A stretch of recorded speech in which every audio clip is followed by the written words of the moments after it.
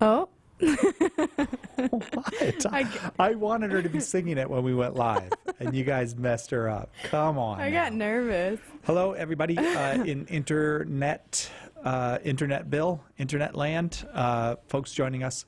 And on the app as well. Yeah, folks who listen at the app or on Catholic.com or on Facebook or on YouTube or on Periscope, where there are the only people I've ever seen listening on Periscope are 4 Russian women who all want to get to know me. I find that very odd. What do they want to know about you? I don't know. It's I think it's not as well trafficked, so maybe there's some scamology going on there. Yeah. I am Cy Kellett, the host of Catholic Answers Live, and sometimes we come into the studio a little early to have fun. And hi, Fidelli. And sometimes we come in the studio a little early to conduct business and do more programming and all that. So I wanted to introduce you to somebody today, but that person couldn't make it. And so instead, I thought I would introduce you to our brand new assistant producer, Marie drumroll Dixon. Hello, Marie. Hi. How are How's you? it going? I'm good. How are you? Really, really good. And better now that we have a new assistant producer who's very smart and very, very helpful. And you. I want to say something because I think we all have come in the short time you've been here to think very highly of you, Marie, and that's why I want everyone to meet you. But one of the nicest things about you is that you say to me things that other people won't say, like, you look like a homeless person today. Get your act together before you go on the air. I and try. That kind of thing. Yeah. And so like my haircut today. It looks nice. Thank you. And that's largely because I knew that we were going to be on. Yeah. And I did not want you commenting on my terrible hair. Yeah. And I shaved and everything. Didn't trim the beard up, but, just try to keep it neat. Yeah. So yeah, you're looking I appreciate nice that because we today. do media here. And I think there's a lot of dudes here, me and Darren and Yeah. and the Brandon there and It's that just guy, an Nick. all-male department. And nobody's ever like, oh, you look terrible today, because looking terrible is what we do. I never said But- that. I did say That I look like a homeless person. it. You said that. I said it fondly. Yeah. No, but I actually really appreciate it. It's very helpful. Yeah. Because it brings up the standard around Yeah. here. Okay, so Marie, let's get to know you a little bit. Okay. You're the new assistant producer here. I am. There were literally thousands of people who... Well, there weren't thousands. From all over the world. Well, there were some people. There were a lot of people actually who applied. So Right. You must have really impressed Darren, who did the hiring. I am ashamed now to say I said no, don't hire her, but that's not really true. Marie. Did we even meet in the interview? You came out of the interview and you were there in the. This is not called the. In the control room. In the control room Yeah. there. Yeah, and we said hello. Yeah. But yeah, Darren didn't let us do any of the interviewing or anything. He's not going to share that power. I think I just. He's a power mad person. Yeah. No, Yeah. he is not. Yeah, you're like, yeah. I think I just talked his ear off, and then Yeah. he was like, "Yeah, you seem like you do a decent job." He did not say that. Okay, so let me do the interview now. Okay, The sure. interview that I didn't get to do. Okay, great. Hello, Marie Dixon. It's a pleasure to meet you. Hi. Hi. Nice to meet I'm you. Cy, the host of the show. I have no actual Wonderful. authority here, Okay. but I'll still get to do the interview. Great. So you've been to a university. Yeah. Which university did you go to? I attended the University of Dallas. And tell in me about the Texas? University of Dallas and what you studied there. Well, it's a Catholic liberal arts college in Irving, Texas, and I studied English, and I taught after the University of Dallas. I loved UD. That's where I really came into my faith. What do they do there that's good? Like what got you into your faith at University of Dallas? Well, one of the unique things about it is that there's always religious on campus, and so we were so blessed to have the Cistercian Abbey across the street, and then we had a seminary down on the bottom of our campus where we had wonderful priests over there. We had a Dominican priory on campus, and then we had obviously a church on campus, and the most wonderful campus ministry, and just awesome professors who also live their faith, and just a good group of people. A lot of fun, but really serious about their faith at the same time. So Yeah, that's genuine faith will do that. It'll make people who are fun and joyful and all that. So, did you know somebody before you who had gone to the University of Dallas? Why'd you end up there? yeah, so actually, my 3 older brothers went to UD, but I was adamant that I would be different and I would not go do that. So I actually started at San Diego State here. I'm a native of San Diego. And I went there for a year and was really searching for something different and more and a smaller campus, and I ended up at UD. So, And so, and unlike your brothers, right, you graduated. Is that correct? Or did they graduate? that's actually Oh, 2 of them did from University of Dallas. all right, and great. But you're a yeah. member of a family of how many children? We have 7 in our family. Yeah. And so you have 3 older brothers. Any older sisters? No, all older brothers, 2 younger brothers, and then the baby in our family is a sister. And So she and I do not get along. she thinks That- Yeah, right. That I'm- you're great. No, and that is not. funny That is not looking. what she thinks. Thinks I'm funny looking, and so we don't get along. Okay, so a big shout. Is it fair to say your family is a big, boisterous Catholic family? Yes. Yeah. Yeah, they definitely are. I think that we've gotten better at not scaring people on first.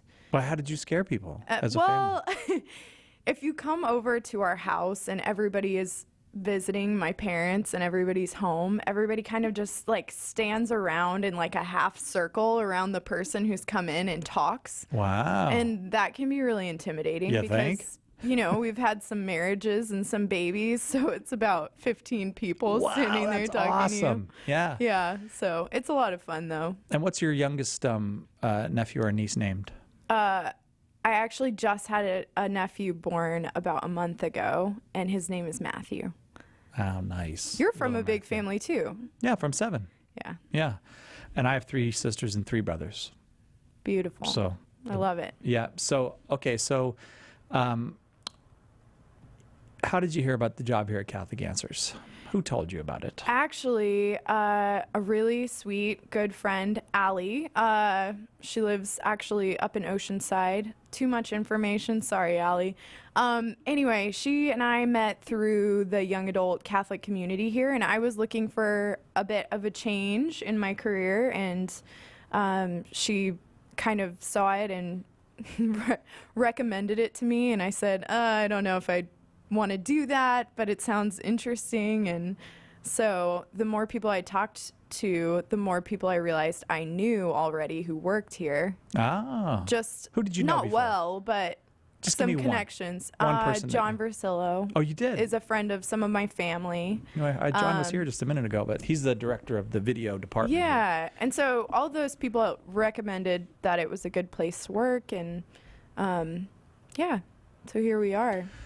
Okay, so how have you found it thus far, being here at Catholic Answers? Very entertaining. You feel bad that you left your former life for this? No, Wait, you found it very no. entertaining, really? It is entertaining because every day we have our meetings in the morning, and that alone is enough humor to get you through the day. Really? Yeah, we have a good team here. Yeah, Nick we do. is funny, Darren is funny, you're okay. And Wait, you think Nick is funny? yeah, he is. Oh, He is funny. all right. Nick's a good man. He has his particular sense of humor, Yes, you know? he does. Yeah. All right. So you like so the morning meetings, and then Yeah. what do you do for your job? I don't actually know. Have you done anything yet? You've been here actually more than a just month. I sit in the corner and I look pretty. Really? Yeah, I put on lipstick. I come out here. That's what I do. That's my job. You can't do the same job as me. No, I Okay. do I do some writing. I write some of the things that we put on our website. I Yeah. upload the shows. I schedule a lot of things. That is the one I've noticed the Research some most. That things. you have done a lot of scheduling since you got here, and it's Yeah. really helpful. I think being a teacher, I had to get organized with my yeah. life, and that has helped me. Yeah, like you all the way organized the through. whiteboard. That was one of the first things. And plus, I had no idea that we had like 20 cans of paint just stored on the shelf back there. Yeah. And you got those all out of here and Those into the are proper in storage. Yeah, and- they're in a closet somewhere that's now. weird. Yeah. Why do we even have 20 cans of paint? I don't know. I don't We'll have to know. ask Darren another time. But Okay. Okay, so and then you I notice on the studio door we have a schedule now, a studio schedule. Yeah, people have to sign up for a slot now. We're very professional here. Yeah. And then we have to do these things called teases for EWTN. Yep. You write those, Yep. and then I read them exactly how you write them. Yep. And I correspond with I people. don't read 'em exactly how you you write. read them how you want to read them That's right, I every read 'em day. however I want to read them. I'll talk to people on our radio email who email in with questions, which is really honestly one of the most fun things. Yeah. Yeah. I know what you mean. Just hearing what people want to know more about. So. And you helped us get the game show off the ground. Yeah, the game show is so great, Yeah. and the kids show But is tell us about, happening more. people might not know, like, why would you need Marie, an assistant producer, an exalted person with a degree from the University of Dallas? Why would you need her to help at the game show? So what do you do? I mean, a couple different things. Like pick the contestants, Okay. I contact them, I make sure they're set up. You seem to be minimizing this. You also put that on social media that we've It's- drawn the yeah. names and all that. Okay. I do a lot of random little tasks that add up to. But then make once we have the programs contestants, what do you do? happen. I laugh at them because they have to do a show with you. No, but yeah, I think you're What are you minimizing getting your at work. here? You tell them what's expected. You call them up. You make sure they can do the show. I You- can talk to people on the phone. You get alternate guests, and you prepare the people who are going to be on the show. Yeah. We're, Yeah. You were there in the room when we picked Margot's name out first I was. for that. I don't That remember. Was it me that pulled it out? Yes.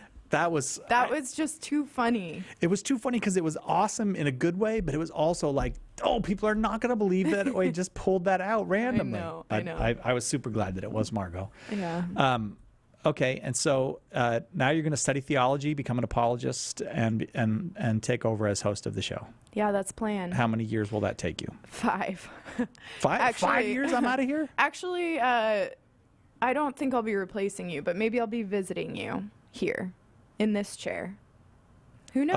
Oh, like you want to like do what Carlo and Trent and Jimmy we'll and see. Tim do? It's going to take me a long time to get my degree. So, It seems see. like a long time, but it goes quickly. yeah, Like, the years are flying by. Yeah, I mean, this is what someone told me about getting a degree one time too. Like, if you don't get the degree, your life is going to go at exactly the same speed. You're going to live the next 5 years, and then you won't have a degree. Right. So just I go do back and forth on it though, because part of me feels like, I was just talking with a friend about this last night. Part of me feels like I could also just literally read everything that I would read for the degree and have the knowledge without paying $1 million. So It's not $1 million. that's tempting too. It's close. No, get the close degree. to $1 million. Here's why you should get the degree. So I can be an apologist Because here. then Tim Staples, when you go to tell him, Tim, I want to be an apologist, he'll say, tell me about your education, because he's not messing around with people who don't have an Oh, education. I know. Then you go, I have a degree from I have a master's. I have a in master's in theology, and I don't know where you get it from. Everybody else around here seems to get it from Yeah. where? Where do they all get their master's The degree? Augustine Institute. Oh, I was going to say Holy Apostles. St. or- Francis in Steubenville. Or St. Francis. Yeah. Isn't that right? I don't know. Because they do an online one Yeah. We haven't talked about. where you're going to school. And no, I mean we haven't talked about anything. Of Oh, look, it's much Father Hugh. consequence. Father Hugh Barber's here because he's He going to is. do the first hour. He is in 2 minutes. He was around with seminarians a few moments ago. But look at him, how quiet, like a little mouse he comes in, how quiet Father Hugh is.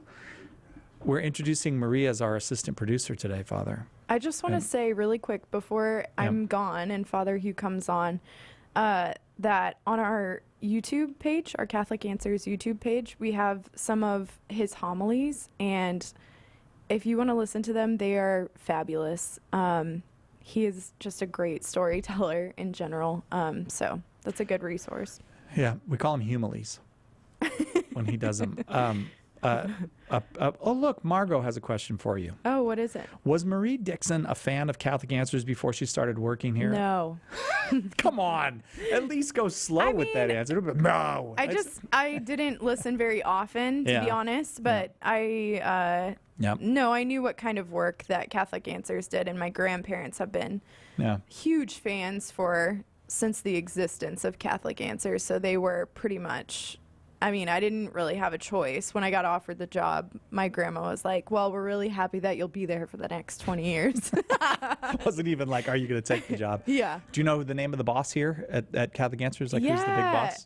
Chris Check. Yes, And you he's are correct. great. Why are you saying that right now? He's staring at me. All right, Marie Dixon, it was a pleasure interviewing you. You can keep the job. Thank you. I believe your probationary period is nearing its end. I'm not sure. But thanks for coming in and doing the chat, Marie.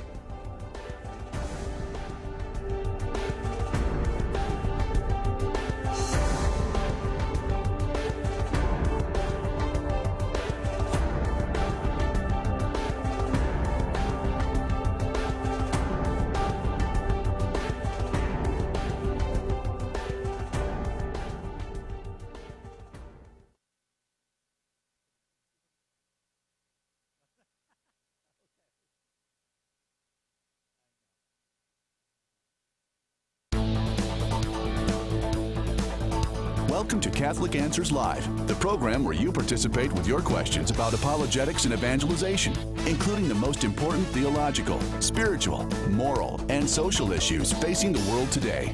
Call now with your question for today's guest. Toll free 1-888-31-TRUTH. That's 888-318-7884. Now, from San Diego, Catholic Answers Live. Hello and welcome to Catholic Answers Live. Sometimes I say it's a great big Wednesday show, and I might be puffing it up a little bit, but not today. Today is a great big Wednesday show.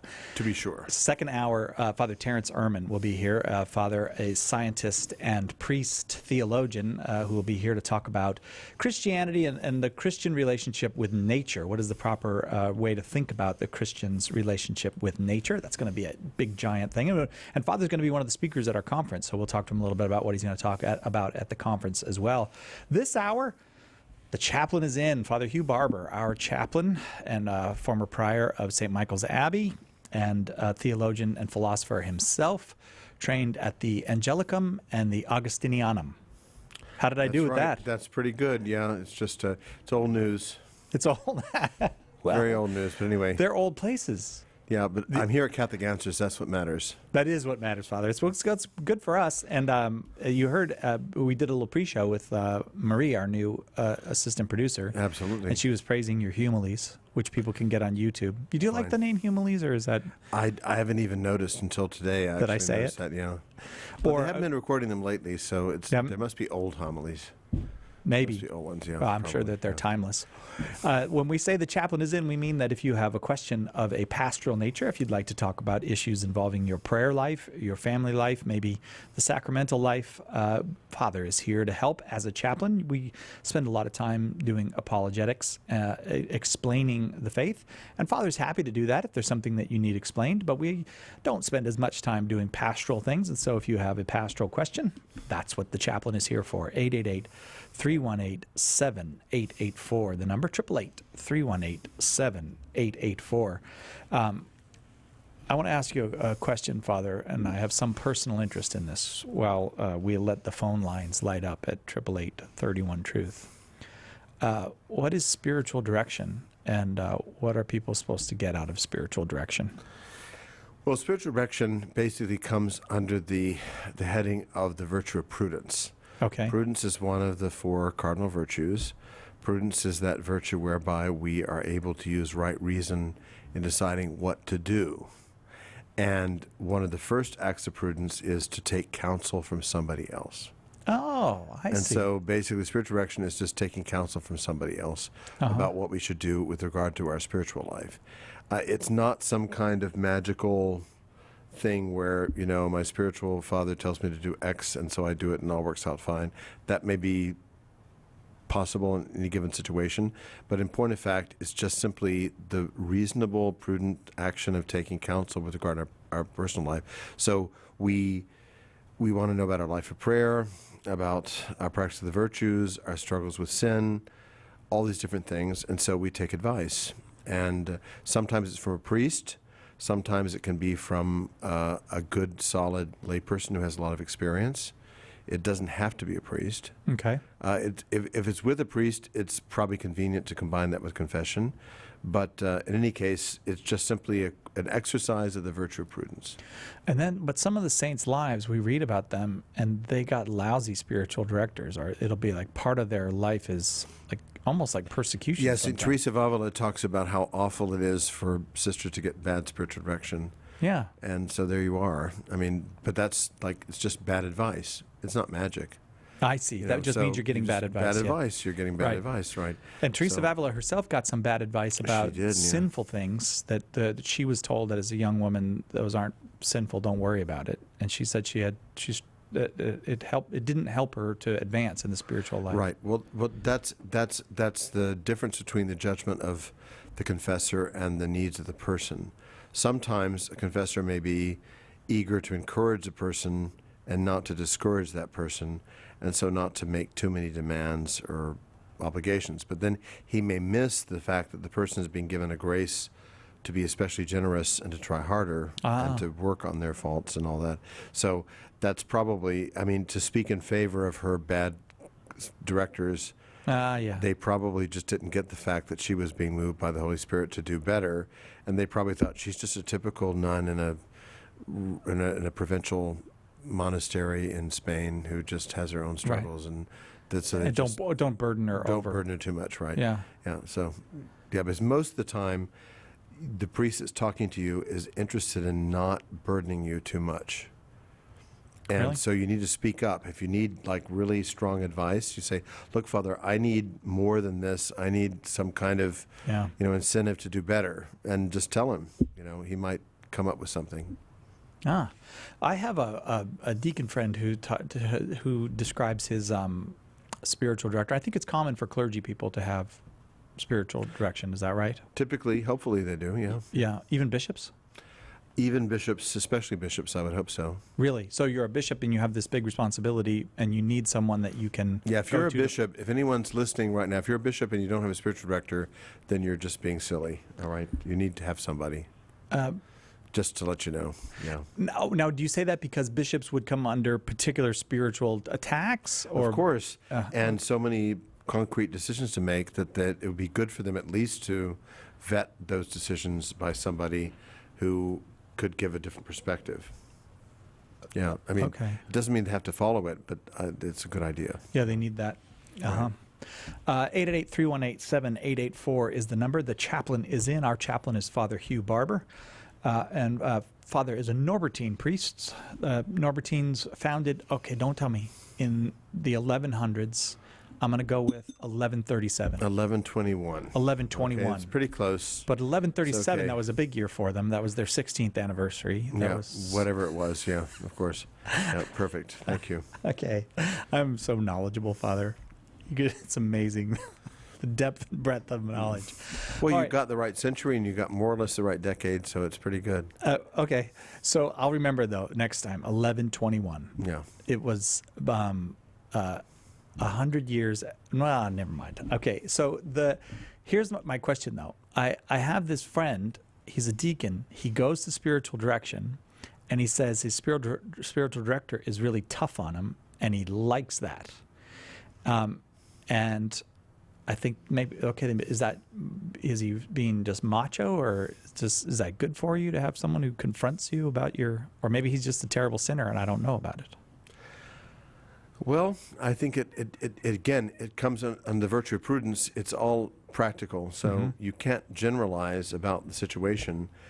Some person might really benefit from someone who's really hard and demanding and Yeah. directive. Right. Someone else might be terrified and discouraged by such an approach. Oh, yeah. So right. that's where spiritual direction comes in, is that the director is supposed to be paying attention to the particular needs of the person. And that's a problem for priests, if any are listening. You don't adopt a single perspective for everybody. Right. Like, I tell them this or this or this. No, you pay attention to the person that is in front of you and try to accommodate it to the person's needs. A young person who's very zealous and desirous of making progress might be very open to, being treated pretty roughly. Mm-hmm. But say someone who's been through constant trials and difficulties and has a whole burden of sins, and then those of others who may need only encouragement and not too much Yeah. criticism. Right. So I think you just have to really look at it from the point of view of that it's empathy, and like listen to the person that's talking to you, and then calibrate the direction to the person you're talking to. Uh-huh. Yeah. Think the apostles had spiritual direction? They had the Savior of the world. Oh, yeah, that. That would have helped a little bit. They were a little clueless, but they finally got it right. Yeah, but I didn't mean that while he was still with us here, Okay. but afterwards. And maybe they helped each other out. Well, afterwards they had even more because they had the Spirit of truth, which enlightened them after Pentecost. So Those apostles are something, aren't they? the apostles are the founders of the church after Jesus. So let's pay attention to them. Hey, I'm sitting here looking at this thing. It's called Contraception and the Spiritual Struggle. I love this article. It's by you, by the way. I don't know if you know fine. Oh, great. that. But it's it's in the Everything I don't have to do. It's like I'm writing for all these married people that I'm living with. Oh, They're the you don't ones have that to do it. and that's like, oh, it's so easy for you anyway. But I did write it with a good heart and a desire to help people. Yeah, and I feel like there can be this idea among Catholics that we talk about mortal sin, we talk about venial sin, we talk about what can I do, what can't I do, and all that language has a very important place in the church without denying it at all. But it seems to me that what you're saying here, and you can help me, is that what we should be kind of asking is, how can I advance in my relationship with the Lord? How can I go forward, deepen my relationship with the Lord? With the healing my passions, my fallen nature. Yeah, that's what it's all about. Okay, and so how does that help us talk about contraception then? Well, it means that we shouldn't focus, although it's true, and we should always uphold it, that there are certain acts which are intrinsically wrong and gravely wrong, and if we fall into them, we've committed an act which is intrinsically and gravely wrong. It still remains true that what we are trying to do is progress on our way towards the Lord in the sacrament of matrimony, serving Him and loving Him in terms of the family we intend to bring about and procreate. And so if we fail, and I say this very carefully, if we fail on a given occasion, well, we failed. So then we have to repent and do better. Yeah. But we shouldn't dramatize it so much, and we shouldn't adopt the perspective, say, of the progressives where, oh, if you weren't consistent on this particular point, then you don't have the right to hold on to your principles. That is, it happens very often that couples who are really committed to doing the Lord's will, they occasionally fail. Mm-hmm. So they just repent and continue the struggle. That's more or less what my message is about. I mean, if you want to make it simple, it's like we have to keep struggling and moving along, trying to mortify our passions, love each other rightly, and order our actions towards the ends to which the Lord has established them to be. Mm-hmm. And yet we should not over-dramatize or trouble ourselves if we fail. Because the Lord is patient, the Lord's merciful, the Lord's always there with us, always ready to start again. As long as we don't justify ourselves. Now explain that to me, Father. The moment we start saying, well, this is okay, I have the right to do this, and so on, then you cut yourself off from the openness to God's grace. So I think we have to have the continual disposition to be repentant and humble in the face of the Lord's demands. Yeah. But we need to trust Him that when we fail, He will give us what we need in order to persevere. God is good. He is totally good. Well, I have to admit an ulterior motive in bringing up this article because it's in what I think is one of the finest Catholic publications in the world today. Absolutely. Catholic Answers Magazine. Share the faith, defend the faith. This is I forgot about the cameras. This is in the May-June issue, and you can subscribe to Catholic Answers Magazine by going to CatholicAnswersMagazine.com. Every subscription comes with a free digital subscription. Whether you subscribe for a year or 2 years, they all come with that free digital subscription, which opens up a whole bunch of content to you. It's an award-winning magazine, but far more than being an award-winning magazine, it's one that helps real human beings live the real faith. And Father's article is well worth getting. If you have the chance, get it, read it. Catholic Answers Magazine at CatholicAnswersMagazine.com. We'll be right back with more. The Chaplain is in right after this on Catholic Answers Live. This is Dr. Scott Hahn, and stay tuned for more Catholic Answers Live. Catherine Zeltner. There are so many misconceptions when it comes to abortion and assisted suicide. It's really confusing, and I think for a lot of people, they don't know how to talk about these things. EWTN Pro-Life Weekly, we help to change that. We help to really untangle these web of lies. Listeners can expect to become informed and then grow more confident so that they can then discuss and dialogue these issues, and together we can really impact culture in that way. EWTN Pro-Life Weekly, Sunday morning at 10 a.m. on EWTN Radio.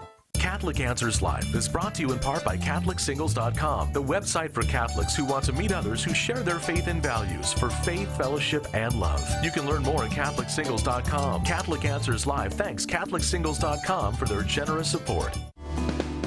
Homeschool Connections, an online provider of courses for your Catholic homeschool, is a sponsor of Catholic Answers Live. Homeschool Connections website is homeschoolconnections.com. Call now with your question.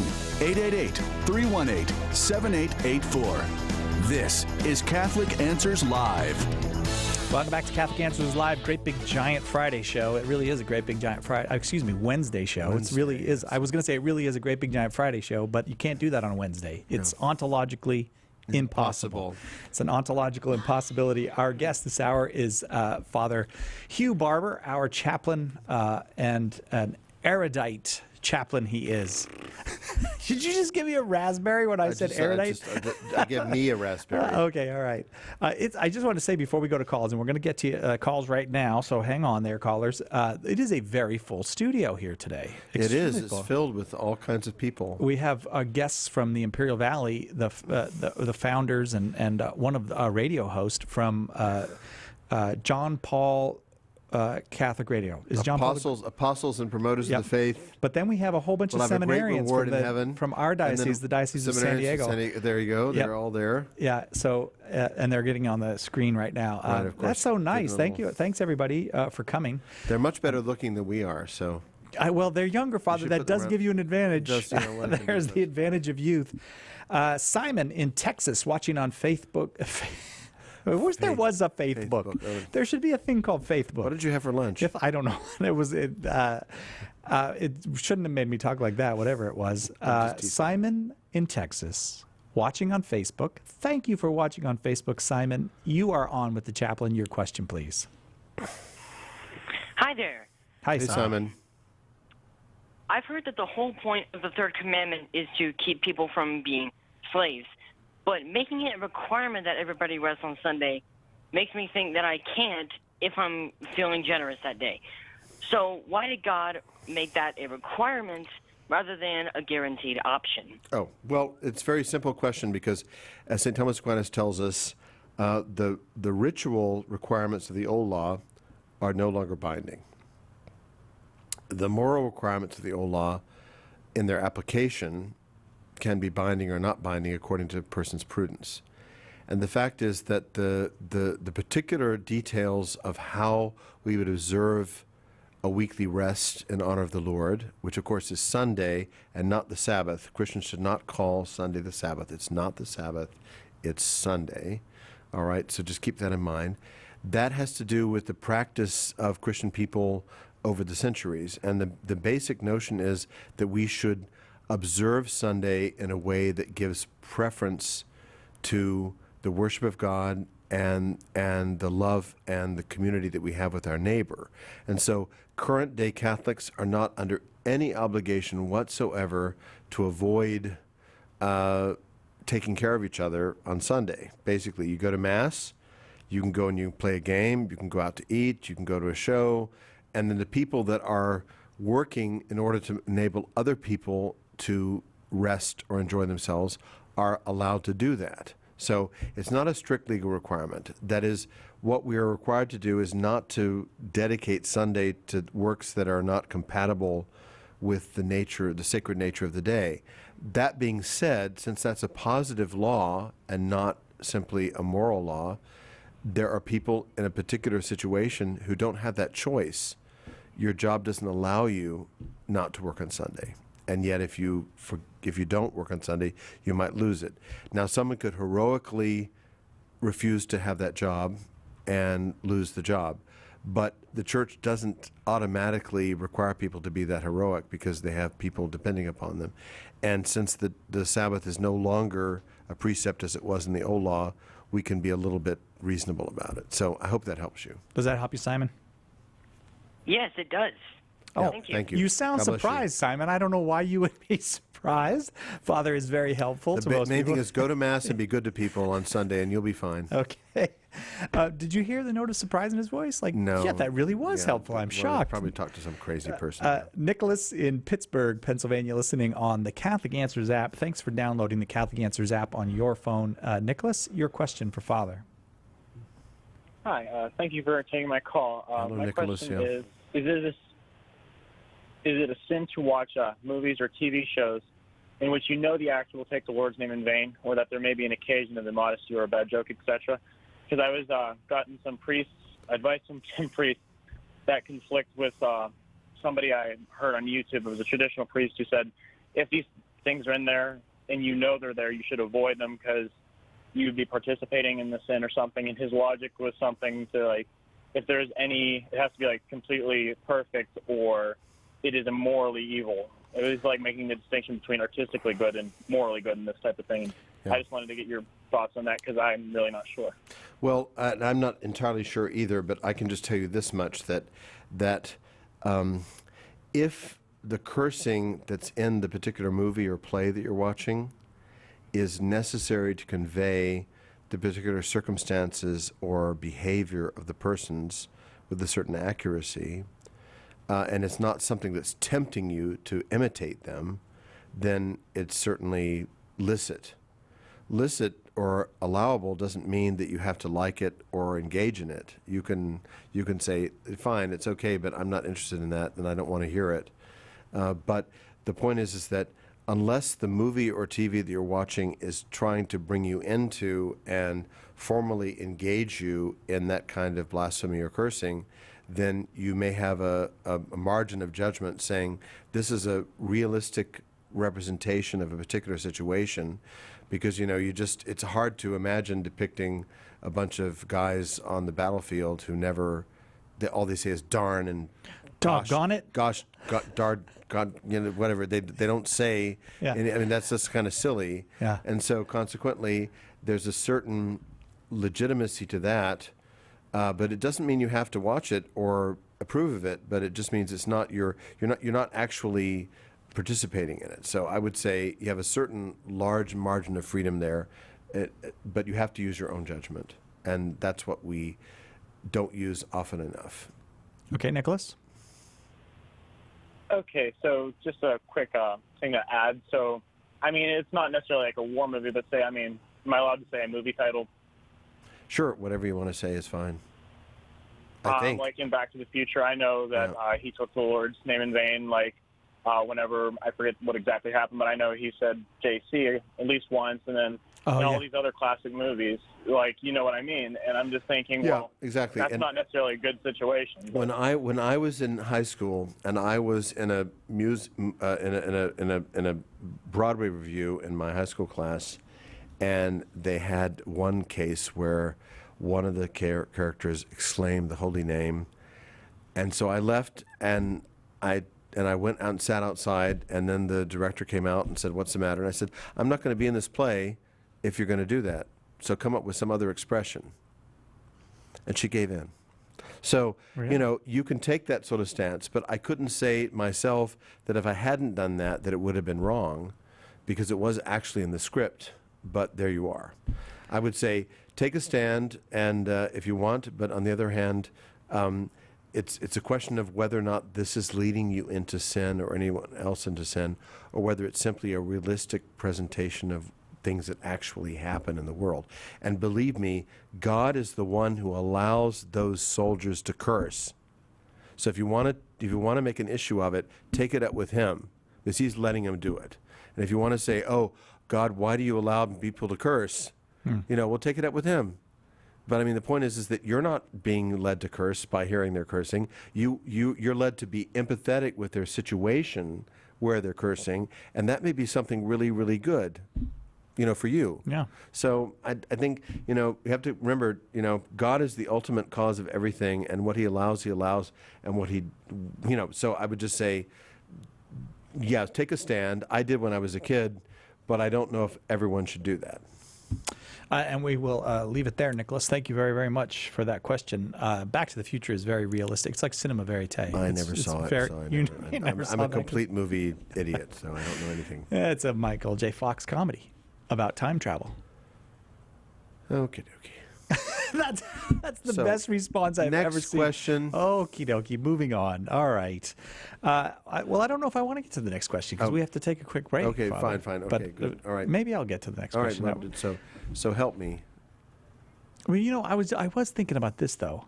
There was a movie called The Exorcist. Did you ever see that, or do you know anything about it? I remember it, yes. in Okay. my youth, yes. So in there, the devil utters the most vile blasphemies. Yeah. But that is what the devil would do. Right, exactly. So if you're going to depict that, it's kind of hard to do it without. We live in a culture where in the good old days they wouldn't have even depicted it. No, But they do right. now. That's a good point. For people that have no common sense or spiritual sense, it might stir them up or make them realize how bad the devil actually is. Who knows? Right. I'm I sure don't- that movie did. For But many let's just people. say if it's realistic and it's an artistic portrayal, you can't automatically rule it out.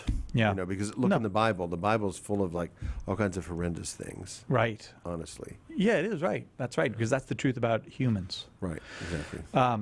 But I do have to admit that I am with Nicholas to some degree that if you watch just contemporary media, very casual about blasphemies and taking the Lord's name in vain. Terrible. Yeah. But very casual about it. Like, what do you think? Why did they even do that? It wasn't necessary for the. All right, we'll take a quick break. We'll be right back with more with our chaplain, Father Hugh Barber, right after this on Catholic Answers Live.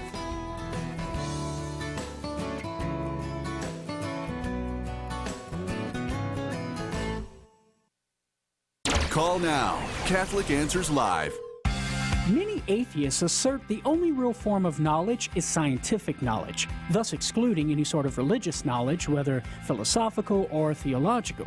Such a belief is called scientism, and it's unreasonable for two reasons. First, it's self-refuting. Its truth cannot be verified by the scientific method. It's a metaphysical proposition, and as such, is not scientific knowledge. But if science can't verify the truth of scientism, well then, scientism itself cannot be a legitimate form of knowledge, in which case, it's self-refuting. Moreover, scientism undermines science as a rational form of inquiry, because it denies presupposed philosophical assumptions that are necessary to even do science, such as there's an external world outside the minds of scientists. So, to reject God's existence on the grounds that it's not scientific knowledge is simply unreasonable. I'm Carlo Broussard with a ready reason for Catholic Answers, Catholic.com. Join us this September for a conference that is sure to ignite and inform your faith. Every time we come here, it's just an incredible experience. I love it. I'm so glad I came here. And I'm having the time of my life. Early bird pricing ends July 2nd. Visit CatholicAnswersConference.com or call 1-888-291-8000 today to register. These guys are so amazing. I always get so much, learn so much. I've already signed up for next year. Do you enjoy tedious lectures full of facts you'll never use? We didn't think so. That's why we're launching the Council of Trent, Trent Horn's engaging new podcast. Every week, you'll get lively lessons in Catholic teaching, as well as a new conversation roadmap that will help you share your Catholic faith with anyone, anytime, anywhere. Visit TrentHornPodcast.com now to find out how you can subscribe to this exciting new podcast. I'm Tom Price. And I'm Gloria Purvis. Tomorrow, Father Bjorn Lundberg. Along with Marjorie Dannenfelser of the Susan B. Anthony List. Join us for Morning Glory, 7 a.m. Eastern on EWTN Radio. Now back to Catholic Answers Live.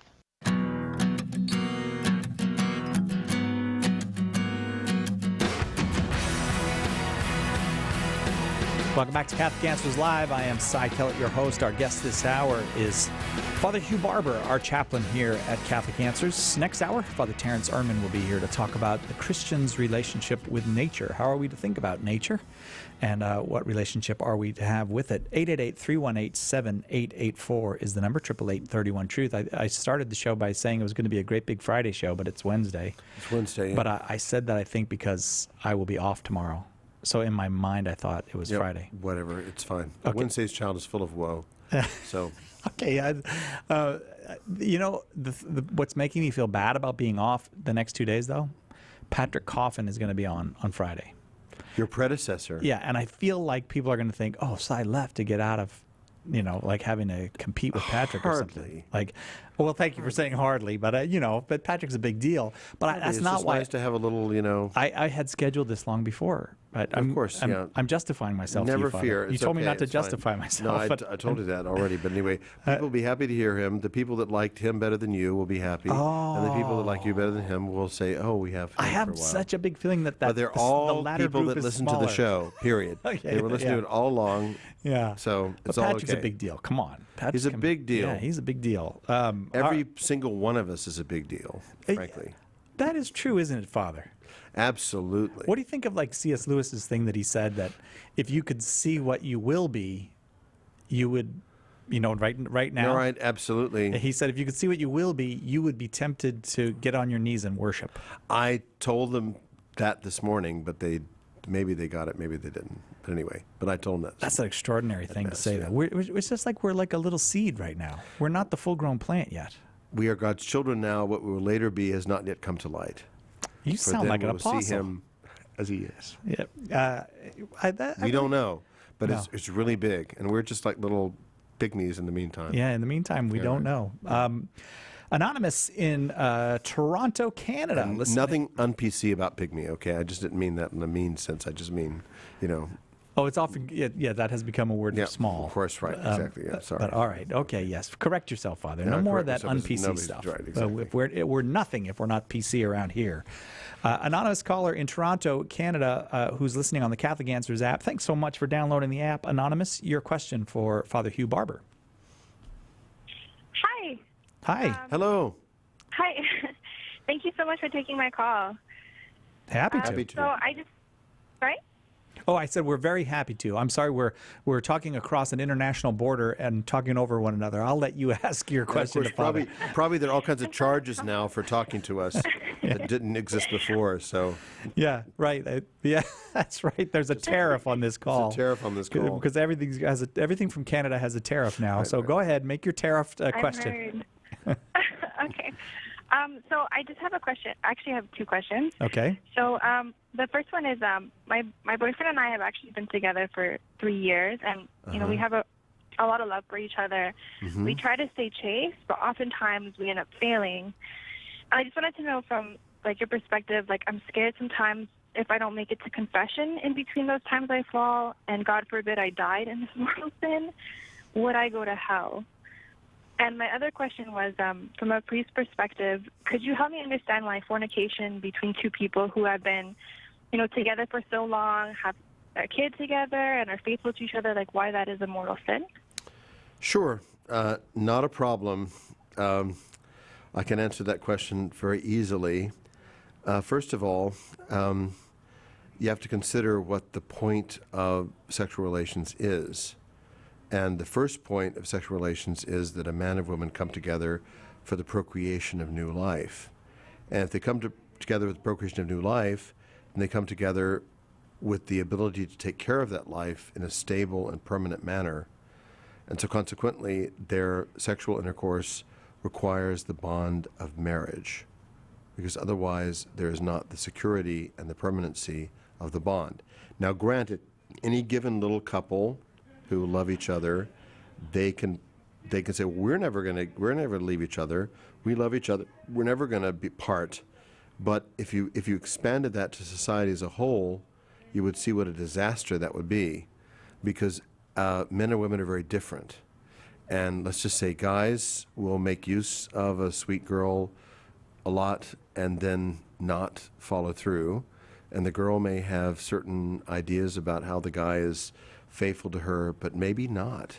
And so you have to consider the common good of society.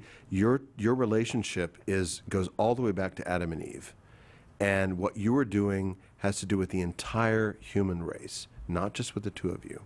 And so consequently, when you get together, you need to be together in a way where you can take full responsibility for the results of your behavior. And your behavior should be not just behavior, but actually the most beautiful thing in the world, that is the bringing forth of new life. So I wouldn't put it like, why is sex before marriage a mortal sin? The world puts it that way because they want to make the church and our religion sound unreasonable and harsh. But the real issue, why it's seriously wrong, if you want to put it in different terms, is because this is the foundation of everything. I mean, really and truly, everything. Like, I could not exaggerate how important the relationship when a man and woman have intercourse, that is about absolutely everything of any importance in the entire human race. And so if they take it casually, if they take it just because they want to do it or whatever, no. Our teaching is that is the most solemn, most important, most fruitful, most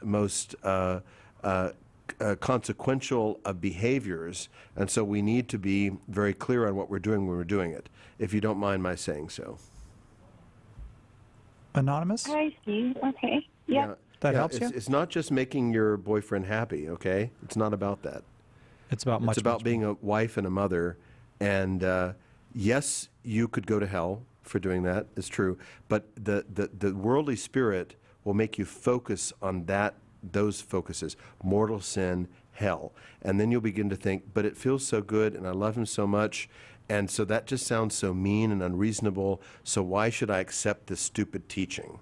And that's the way it goes. And so let's just not focus on the mortal sin and the go to hell part, but let's focus on the fact that if you're a true human being who really wants to be united to another true human being and do what God wants you to do, you will do that, but you'll do it in a way which will be good for the new life that you generate. And that's the whole point. But it is true. It is a mortal sin, and you will go to hell. I will. If you're deliberately, continually, and willingly doing this. Now, I'm not saying in your human weakness. I mean, believe me, I have no problem with the fact that, our Lord, He saves people very effectively, and so there are all kinds of limitations on our freedom. But let's just say you have the intelligence and the interest to ask this question online, so maybe you need that inspiration to then tell your boyfriend, no, we can't do this until we get married and have kids. Right. Okay. Okay. Well, thank you so much for your answer. Okay. God bless you. Peace. Thank you. I'll pray for you. Thank you very much for the call, Anonymous. I'm up with the question. Did I miss something? Was there a reason why she didn't marry? Did she say why they not? She didn't say. Oh, okay. She said they've been together for a while, so whatever that means. It just seems that there's a lot of young couples who are maybe afraid to marry, or I don't know why they don't get married. They live as a married pair. You answer that question. I don't know what the answer is. I don't know the answer either. I mean, I'd get married if I had a girlfriend, but I don't. So, I'm a priest, so it's okay. It's really important for you not to have a girlfriend, too. That would very really, important. That would really get in the way of you doing the job you've been given and following the vocation you're following. Okay, well, all right. So we just don't know why, but there does seem to be a almost inordinate fear of marriage. But a lot of people, I think, they've seen the divorce of their parents and even their grandparents. They've experienced a lot of trauma around marriage, and they don't know the difference between marriage and Mr. Weinberg. That's the problem. Oh, wait, who's Mr. Weinberg? What's his name? Me Too guy. They don't know the difference between that and just Weinstein. Weinstein, whatever his name is. One of those names. Sorry, excuse me. Yeah, I know you're right. Because you're not picking on the person, but you mean this behavior. They think it's all the same thing. Right. It's just like no. I see. Those guys are jerks. Those guys are basically jerks, they're jerks, and so they don't get that anyway. And a husband is at least someone who's trying not to be a jerk. Although I can tell you, as a husband, most of us try really hard. Most of us are jerks. It's very important to stop trying. Mary, listening on Ave Maria Radio in Ann Arbor, Michigan. Please save me and Father from one another by asking a question. Your question for Father. Hi, Father. Thank you for taking my call. Yeah, absolutely. So I have a question. I'm truly seeking the truth and in a prudent manner. Excellent. So my father, well, I come from a large Catholic family. My father has, as a gift, scheduled a New Year's Eve cruise coming up in December with all of 28 of us, my siblings, nieces, and nephews, and it's from Sunday to Sunday. Attending Mass won't be a problem on Mass. And we realized, so this whole thing has been booked. Oh, dear, we have the Holy Day of Obligation on January 1st. Mm-hmm, yeah. And you don't live in California where they abolished the Holy Day. Did but they? Anyway, It's not a holy day. day? They did. It's horrible here. But anyway, but thank God you live in Michigan, so. Okay, so you'll be out at sea or cruising somewhere right. on the. we will be out at sea. Right, and exactly. Let me just let you know that the church's tradition is that if someone's traveling and they're unable to get to Mass, they're not obliged to attend, okay? And it may have been planned beforehand, but it's okay. Now, you might, in the meantime, find a happy priest who's willing to go with you on your cruise. Are you trying to get invited on a cruise? No, Father? I'm not. I feel like you're trying to get invited on a cruise. Not right me, now. no. I definitely say Okay. no. But I mean, the point is, you could get a priest to say Mass, but let's just say you're on a trip, you do not have the obligation to attend, because legitimate recreation extraordinarily under the circumstances, with the planning that goes into it and all that, that suffices as an excuse. Granted, it would have been nice to come up with some solution, but there's not a question of a serious obligation. I just tell you. Okay, when you're Mary? traveling, So travelers. considering. So what is it? What is it you're considering, Mary? We were considering going through and trying to find a priest to come with us and go through all that rigmarole. Not rigmarole, but some of my siblings think that's going too far. That's not necessary. I don't know that it's not necessary. This isn't like an obligatory trip. Yeah, it This isn't is a necessary. vacation. It isn't necessary. It's a vacation, and that's a legitimate excuse. But if you can find a priest, fine. But not under the aspect that if you don't have a priest saying Mass, you're all committing a mortal sin. Don't approach it that way. It's not reasonable. There's not a heavy burden on you, Mary. No, there's not a heavy burden on you or anybody else. If you don't get to Mass, Okay, 'cause maybe you just, pray a rosary together or something, but don't put it in the perspective where everyone has a big guilt trip because they're not going to Mass on Sunday. Just don't do that, because it's a family event. It's very beautiful, and people go to Mass. And if you had a priest that you knew well enough to do that, it would have been great, but I wouldn't push it too much. I would just have a happy time together.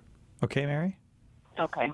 Okay, great. Thank you. God All right. bless you. Peace. I was sure you were trying to talk your way onto that boat. No, That not really definitely seemed not. like you were talking your way onto that boat. for a No, minute. no, Great Lakes, sorry. No, thank you. She didn't say they're going on a cruise on the Great Lakes. I don't know She's what it is, from Michigan, but I'm people saying get it. on a plane and go other places. Whatever, okay. Save us from ourselves, okay? Next question. No. Oh, look at you taking over the show. Did you know we're giving away a free MP3 right now? I did not. Yes, know that. Catholic. You just go to Catholic.com and you get a free MP3. You can have it too, Father. Just go to No, I Catholic.com. wouldn't know what to do with it. It's What is an MP3? It's MP3 is a sound file, so that you can listen to a talk that Chris Check does. Like a called, Rodin statue, like that? No, not like a Rodin statue, Father. It's an audio file that it's called Modern Martyrdom. Could it happen here? You get it by going to. I hope so. Yeah, Anyway, it could happen here, but it's mostly luck about out. the Cristeros and the martyrs of the Mexican Revolution. Chris Check, who is a great historian of the Mexican Revolution and the Cristeros, and Viva Cristo Rey and all of that. Just go to Catholic.com. When the free MP3 banner comes up, you just click on that banner and you get it. That's it. We're not selling you nothing. We're not asking you for nothing. That's not correct way to talk. Excuse me for. Double negatives are fine. Really? They're We okay? like 'em, yeah. We just want you to have this free MP3 of Modern Martyrdom. Great. Modern Martyrdom. Could it happen here? Great. And we'll take a quick break. We'll be right back with more with the chaplain right after this on Catholic Answers Live. We're glad you're with us. Stick around for more Catholic Answers Live. You've heard that St. Paul Street Evangelization supports hundreds of teams of evangelists sharing the good news. But did you know that some of these teams are public prayer stations? Set up a sign on the sidewalk and offer prayer and encouragement to those you encounter. Everyone needs prayer. Try this new method of witnessing to Jesus. Contact St. Paul Street Evangelization to get started at streetevangelization.com. That's streetevangelization.com. EWTN, communicating the faith. Here's one thing that I would recommend, what I call gap time. So, for example, you're driving in the car. When you're at home, maybe doing dishes, what are you listening to on the plane? See, I use all those gap opportunities and fill those gaps with things that are going to strengthen and deepen my faith. So I listen to EWTN podcasts all the time because I also want to learn and grow and deepen in my faith. Call now with your question. 888-318-7884. This is Catholic Answers Live. Welcome back to Catholic Answers Live. Cy Kellett, your host, here with our chaplain, Father Hugh Barber, and lots of people on the line. So I am going to try to get to as many of them as I can, Father. Mike, listening to EWTN on Sirius Satellite Radio, Channel 130. You are on with Father. Your question, Mike. Hi, Father. Yes, I'm afraid one of your callers might have answered my question about being chaste in a relationship, but if I could just have a different slant on it, then I had a quick biblical question that relates to the being chaste. But I'm almost 70. My partner's almost 70. We've been together for about 6 years. And once in a great while, we attempt to be intimate. I feel out of love for each other, I guess just to make sure that we still have feelings. And but after it's over, whether the act is complete or not, I feel compelled to go to confession right away, which bothers her since she's not a Catholic. She wonders why it has to be a sin. And then if I don't go to confession, I'll skip communion. And I'm just wondering if I'm being a little bit too dramatic about it, as you said. Not in the least. If you are with someone to whom you're not married, no matter what your age, then you're not allowed to be intimate with them. That's it, you know. So yes, you should go to confession, and no, you shouldn't do that. And all of the reasons, all of us understand the ache of the human heart, the desire we have to be close, the temptation that's there, all of that. That's all there. But we need to be reasonable about what our faith actually requires of us, and just, you know, keep that in mind. So if you fall, get to confession right away, and encourage the one you love, if you truly love her, to repent and to recognize that what she's done is wrong also. Because the purpose of love is to bring those around us to God, and if we lead them away from him, then we're not really being loving, and that's the important thing. So I would just say, yeah, keep it up. And do you live with this person, or you're just friends? Well, we've been together, like I say, 6 years. We both have our own homes, but yes, she does stay with me most of the time. Okay. Well, and may I ask I'm sorry. Sure. Go ahead. Yeah. Yes, and again, this is sort of a tongue-in-cheek question about this, and I'm not a biblical expert by any means, so I'm not trying to be a smart aleck. But I was reading. Go ahead, be a smart aleck. It's okay on this show. Yeah, and they were going to talking about, of course, this subject, and at the very end it says something about a fiance, as if they were engaged, and how I read it is if two people are engaged and have the urge, that it's better to satisfy the urge, I think. Oh, no. You have to be married. There's just, so you have to be permanently committed, and no, being a fiancé is not sufficient. Did it say there it's better to marry than to burn, or something like that? St. Do you Paul remember? said that, yeah. Well, so I would say marry this lady. Marry this lady. If you want to have relations with her regularly, marry her. That's what I say. Yeah, I was just trying to think of the Bible passage. No. I wasn't trying to be fresh to him. I thought that might be the passage. This is the old. I mean, this is not rocket get married. science. Okay, It's not rocket science, is it? We love you, but I mean, honestly, Get if married. you love her, marry her. Yeah. Felipe in Houston, Texas, also listening to EWTN on Sirius XM satellite radio. You are up next. Your question for Father Felipe. Thank you. Thank you for taking my call, Father. Yeah, sure. Two questions. First of all, in the Mass, is it incorrect to hold hands when we pray Our Father? And secondly, in the Mass, before the consecration, when the priest pray, usually the parishioners, we open our arms following or answer his prayer is also incorrect. Like, for instance, when we say it's just on right, I open always Sure. Okay. my arms for years. Yeah, I understand. It's not a problem. I would say the first thing is, yes, it's incorrect to hold hands. Don't do that. At the Our Father or anywhere else during the Mass, don't hold hands with each other. But raising your hands in prayer as a gesture of prayer, like your two hands raised together, that's perfectly appropriate at any point at which a Christian wants to pray, period. And it's not a liturgical gesture in and of itself. Granted, we normally see only the priests doing it, but if you spontaneously or otherwise want to respond in prayer with your hands upraised, there's nothing that forbids you to do that. Nothing at all. And if you want to pray the Our Father with your hands outstretched and some tratty Catholic tells you that that's not right, just tell them, forget it. I'm happy, I'm free to do that. Look at all the icons of the church and whatnot.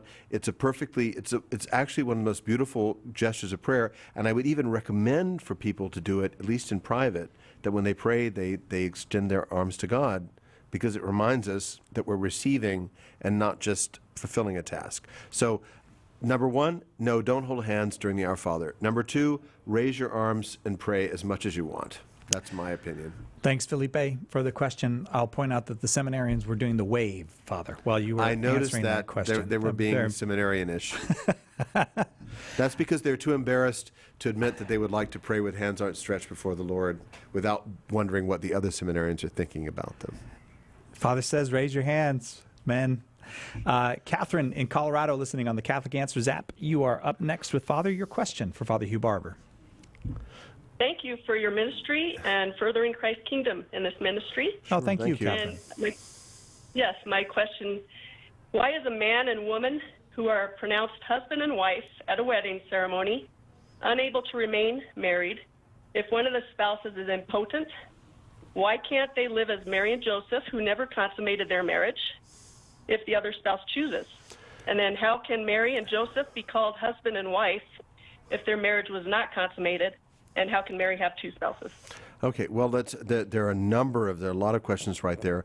I would say the first thing, which is the more concrete one that maybe responds to situations you're thinking of, is the question of the impotence. That is, if a couple get married and the impotence of the man in particular is judged to be antecedent to the marriage, that is, it already existed before they married, and because when you get married, you have to answer a questionnaire, and one of the questions is whether or not you're able to perform the consummation of the marriage.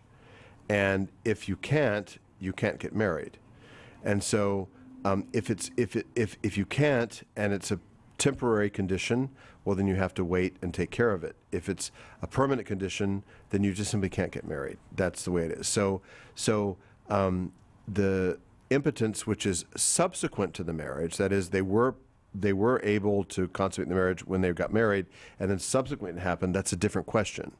And then they're still truly married, and then they just have to seek the medical or other help that they could get in order to have marital relations or not, and live chastely, whatever it might be. So the consummation of the marriage is required for the validity of the marriage, but that has to be something which is established before the marriage begins. And if for some reason the impotence was not detected beforehand and it was antecedent, that is, it wasn't something that happened after the marriage, well, then the marriage is invalid and they can get it annulled and they can marry subsequently. That sounds kind of brutal, but there you are. I mean, because marriage is about procreation. Sorry, folks. Sorry, all you theology of the body people who don't pay attention to what John Paul II actually said, and you don't really think that marriage is for procreation, but it is, okay? Just let you know. And then, so that's one. Then with Mary and Joseph, of course, Mary and Joseph were truly married. They were truly married because marriage involves the giving of the body of one to the other, so that Joseph had the rights over Our Lady's body, as wild as that sounds, and Our Lady had the rights over Joseph's body. But moved by the grace of God, they chose to remain continent in view of their divine Son, whom they were bringing about by a manner which was far above ordinary human procreation. But in a certain sense, you could say Our Lady and St. Joseph, they fulfill the end of marriage way beyond any imagination that any human being could have, because this is not only a son, but it's the Son of God made man, born of the Virgin Mary by the protection and presence and witness, and very important witness, of her virginal husband, St. Joseph. And Our Lady, remember, she says, your father and I, she calls Joseph father. So let's get rid of this foster father stuff and just call him the Father of Jesus. We got to get rid of that stuff. Catherine, we will have to leave it there. Thank you so much for that question. Thanks to everybody who called. Next hour, Father Terrence Ehrman will be here. I see that there's another question, Father. I can't get to you it. can go to communion twice. You can, for sure. Father answers a question I'm not even able to You're get serving to. 2 masses, you can go twice. Fine. May we have your blessing before we go, Father? Just do. Father. Benedictio Deum Trinitatis Patris et Filii et Spiritus Sancti, descendat super vos et maneat semper. Amen. Amen. With Father, Son. Amen. Thank you so much, Father. Next hour, Father Terrence Ehrman will be here. Father Ehrman is both a scientist and a priest theologian, and we're going to talk about the Christian relationship to nature, a very interesting topic given the current discussions about environmentalism and all those kind of things. You're not going to want to miss that. Hang around for Father Terrence Ehrman right after this on Catholic Answers Live.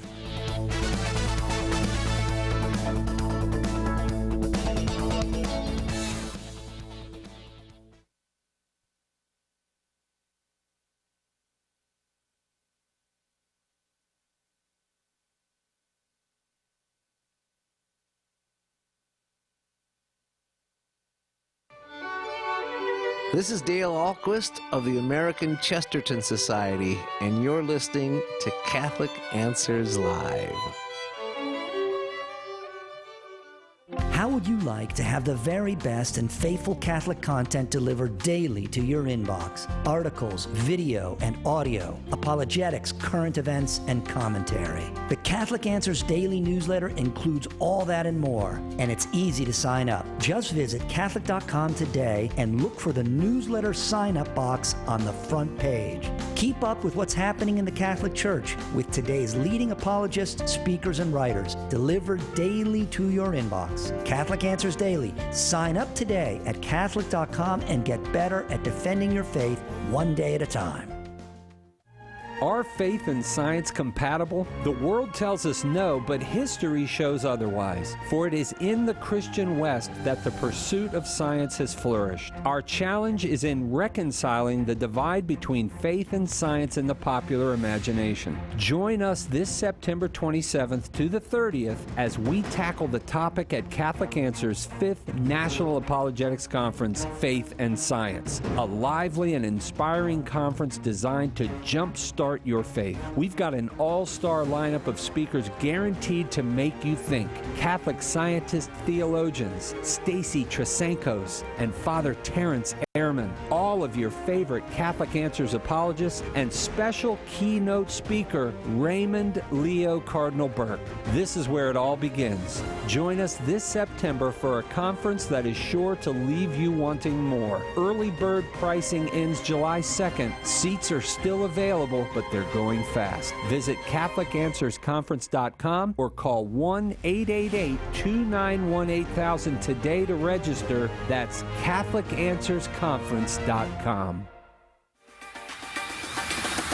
So, you're listening to Catholic Radio. I think it's safe to say that you probably want to become like Jesus. Theosis is a fancy word used to explain the process of becoming like Christ. It's how God takes sinners like you and me and transforms us into who we were created to be. Basically, rockin' saints. Clumsy Theosis is a podcast where I take 2,000 years of Catholic goodness, draw from the great minds and spiritual masters of the Church, boil it down, distill it, and give practical advice to 21st century Christians. Basically, we'll learn how to do this Catholic thing like a boss. Subscribe to Clumsy Theosis wherever good podcasts are found.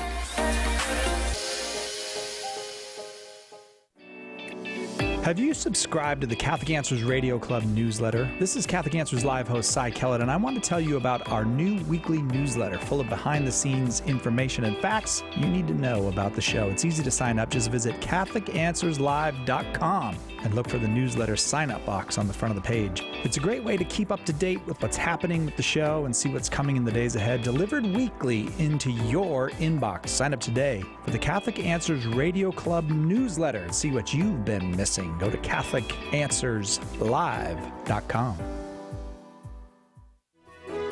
Are faith and science compatible? Are they friends or foes?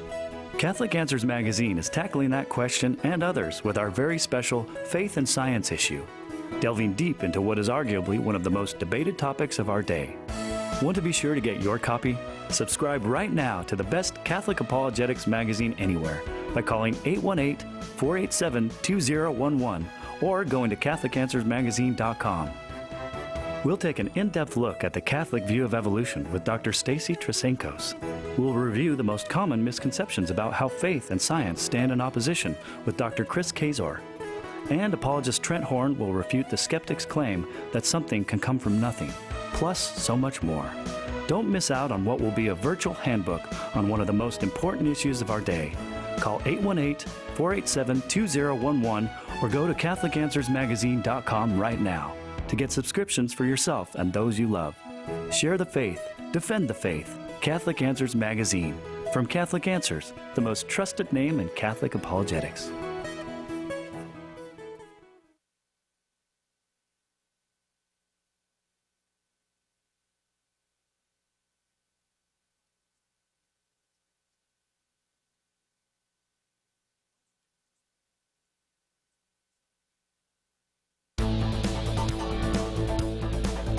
Welcome to Catholic Answers Live, the program where you participate with your questions about apologetics and evangelization, including the most important theological, spiritual, moral, and social issues facing the world today.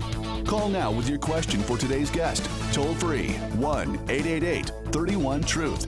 That's 888-318-7884. Now, from San Diego, Catholic Answers Live. Welcome back. Second hour of Catholic Answers Live. I am Cy Kellett, your host, and you're probably familiar with the words, be fruitful and multiply, fill the earth and subdue it. That seems very bossy. That seems to be a very bossy relationship with nature, and maybe one that we need to unpack a little bit. But what is the proper relationship of God's children to God's creation, to the nature all around us? What's the proper relationship of a Christian to the natural world? That's our topic this hour. Our guest is Father Terence Ehrman, and Father Ehrman is the Assistant Director for Life Science Research and Outreach at the Center for Theology, Science, and Human Flourishing at the University of Notre Dame. He has a master's in divinity from the University of Notre Dame and a master's in biology from Virginia Polytechnic Institute and State University, as well as a PhD in theology from the Catholic University of America. Father Ehrman is also the author of Man of God, Lessons to Young Men About Life, Sex, Friendship, Vocation, and Loving with the Heart of Christ, which is published by none other than Catholic Answers Press. Father Ehrman, thanks for being with us. It's good to be back.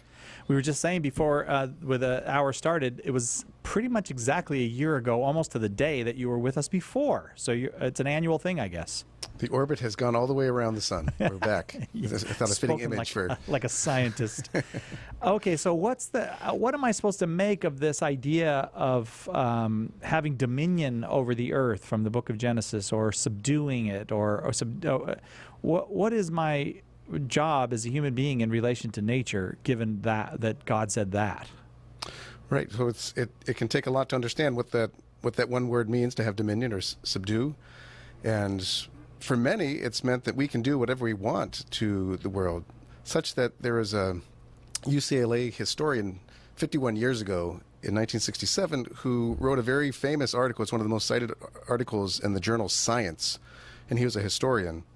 And he blames Christianity for the ecological crisis because of this command in Genesis to have dominion, and that he says is a command to exploit the earth. And Christians, in reflecting upon this, have challenged Lynn White Jr.'s hypothesis toward this, and even Pope Francis, in his encyclical Laudato Si, has an implicit rebuke of Lynn White Jr.'s essay. And so it's how do we have this interpretation of dominion? And I think we have to interpret it in light of what happens in Genesis chapter 2 when we're to till and keep the earth. And what does that mean? So I think foremost dominion, right, to have this governance, this rulership over the rest of the world. We see that today, ever since the fall in the garden, through fallen eyes. Right? We see it with a heart that is wounded by sin, to exploit, to have dominion in the sense of domination and exploitation. Whereas, so we're still always seeking a crown of gold on our head, right, with greed, and we can use what we want. Yeah. But I think if we're truly going to have dominion and made in the image and likeness of God, how would God exercise dominion? So first, our dominion is only relative, and God's dominion is absolute. And our dominion then should be modeled on Christ, who wore a crown of thorns, who came in humility and mercy and love. And so how do we exercise that?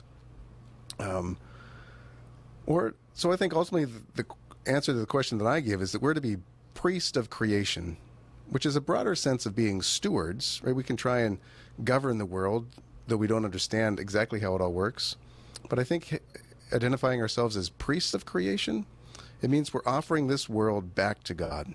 And how do we offer it in a way that glorifies God and respects the dignity of what God has created, but also that we can have use of it, but our use has to be judicious and wise and humble.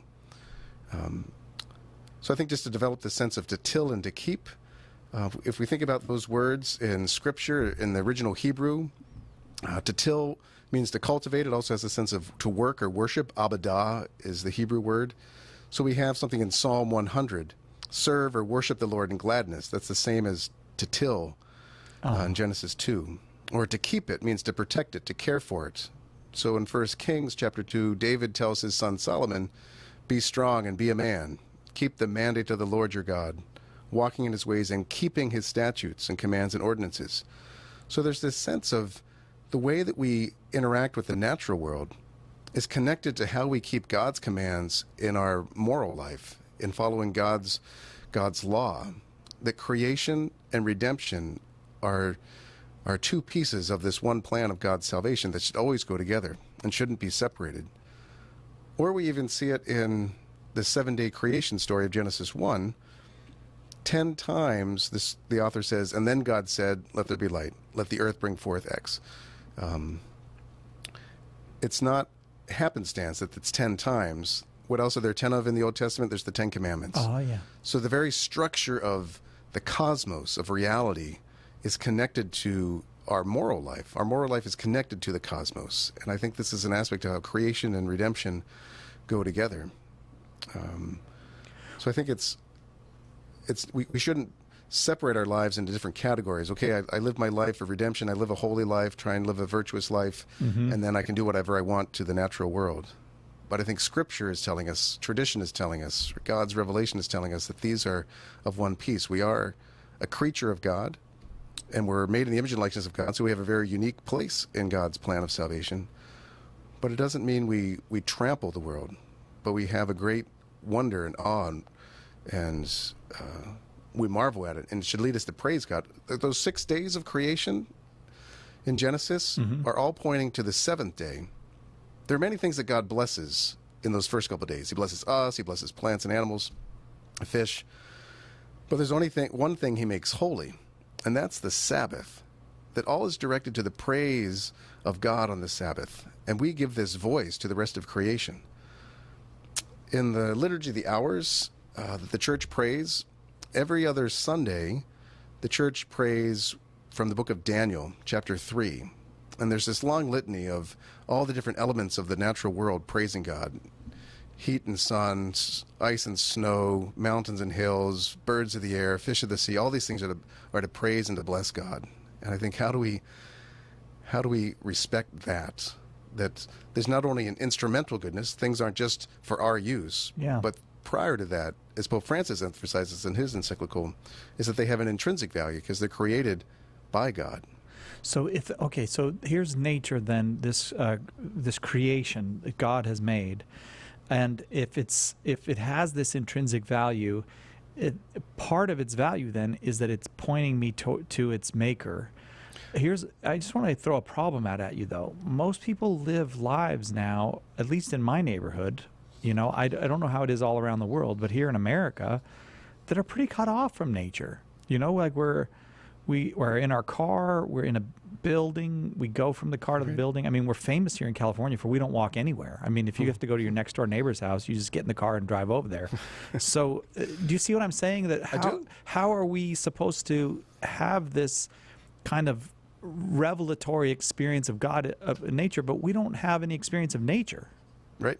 So I think first is, how do we remove ourselves from our world that we create? So I teach a class called Science, Theology, and Creation, and also one called Theology and Ecology. And I think what I'm doing in that class is what St. Basil the Great, Doctor of the Church, was doing in the 4th century. And he wrote a series of homilies on the 6 days of creation, the Hexameron, the 6 days. And in it he says, I want to wean you from your fascination with going to plays, to going to horse races, right, from watching Netflix and all those things. Yeah. And I want to give you a guided tour of the amphitheater of creation so that the smallest plant might give you a reminder of the Creator. This is what you find in the book of Wisdom, chapter 13. This is what you find in Paul's letter to the Romans, chapter 1, verse 20, about by gazing upon the natural world, the created world, you should be able to encounter the Creator. But it's going to take effort and discipline, because part of our problem is, for the last, as we become more urbanized and technology isolates us from the natural world, right? We just get focused on what we create, the city lights, which can be beautiful. But so I think through creation to the Creator, I often ask my students, or even people in my own community in Holy Cross, or friends and family, have you ever praised God when you see the moon? Or when you see a dragonfly? Yeah. Because Scripture does. They're praising God for all these things. And so what has distanced us? We've lost something. The 21st century humanity has lost something that needs to be recovered. And Pope Francis is trying to bring about that in this encyclical that he wrote a couple years ago. He specifically says, I want to bring about a rediscovery of God as Creator. Because I think that first article of the Creed, that we believe in God the Creator, has just become a phrase that we don't really embrace and understand in a full way. That's kind of just the background. Creation and there's a difference between creation and nature, right? Creation is to say that God created it. Nature is just the world as it is that can be studied in a logical way, in a scientific way. But there's no scientist on this planet who, as a scientist, studies creation. They study nature, because creation itself intrinsically points to the Creator, to God. Right? There's a religious, theological dimension to it.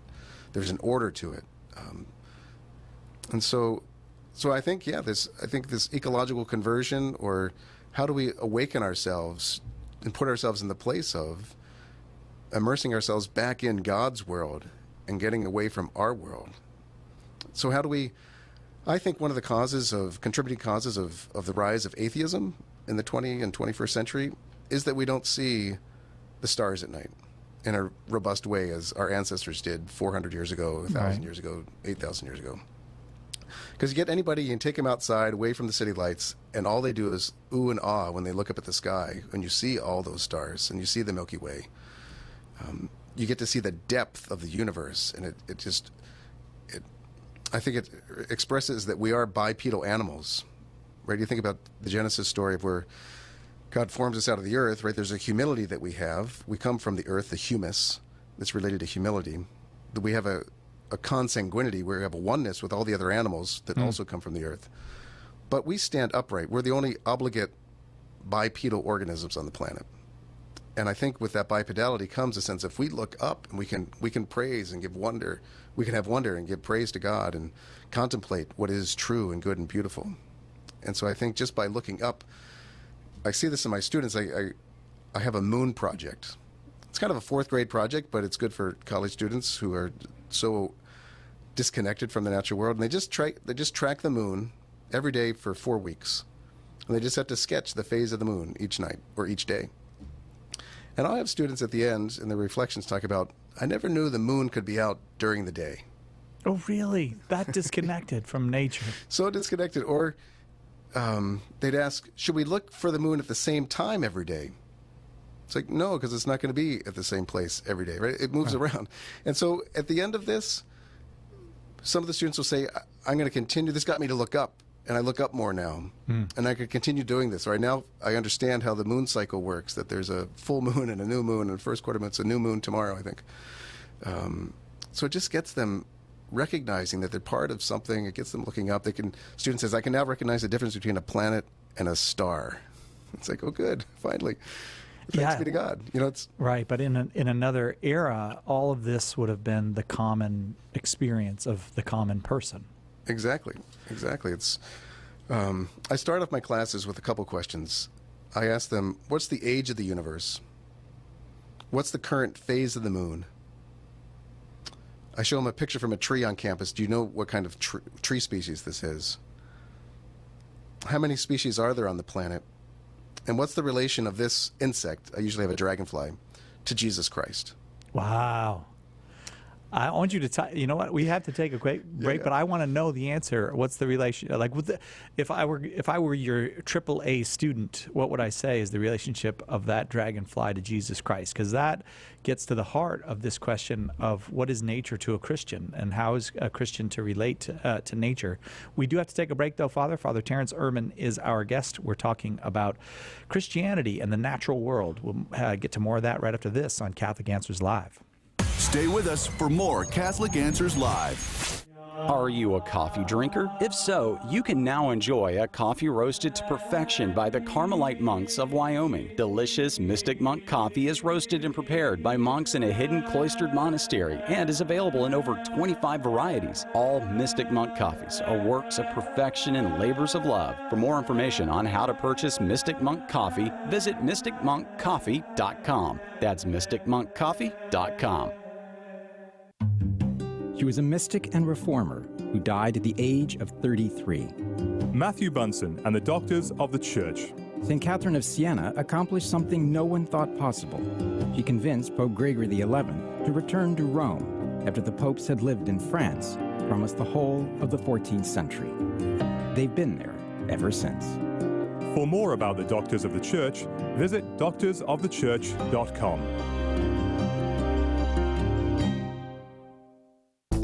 Call now with your question, 888-318-7884. This is Catholic Answers Live.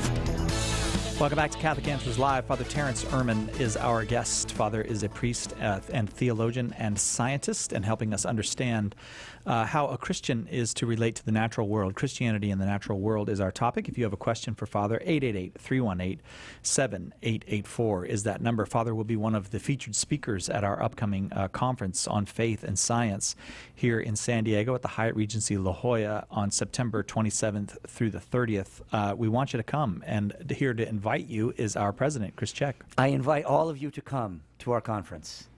Well done, Chris. Thanks for coming in. Father, listen, we're really thrilled that you're going to come out here to Southern California and speak for us at our conference. Tease us a little bit here. What are you going to be talking about? I'm going to talk about the new atheism.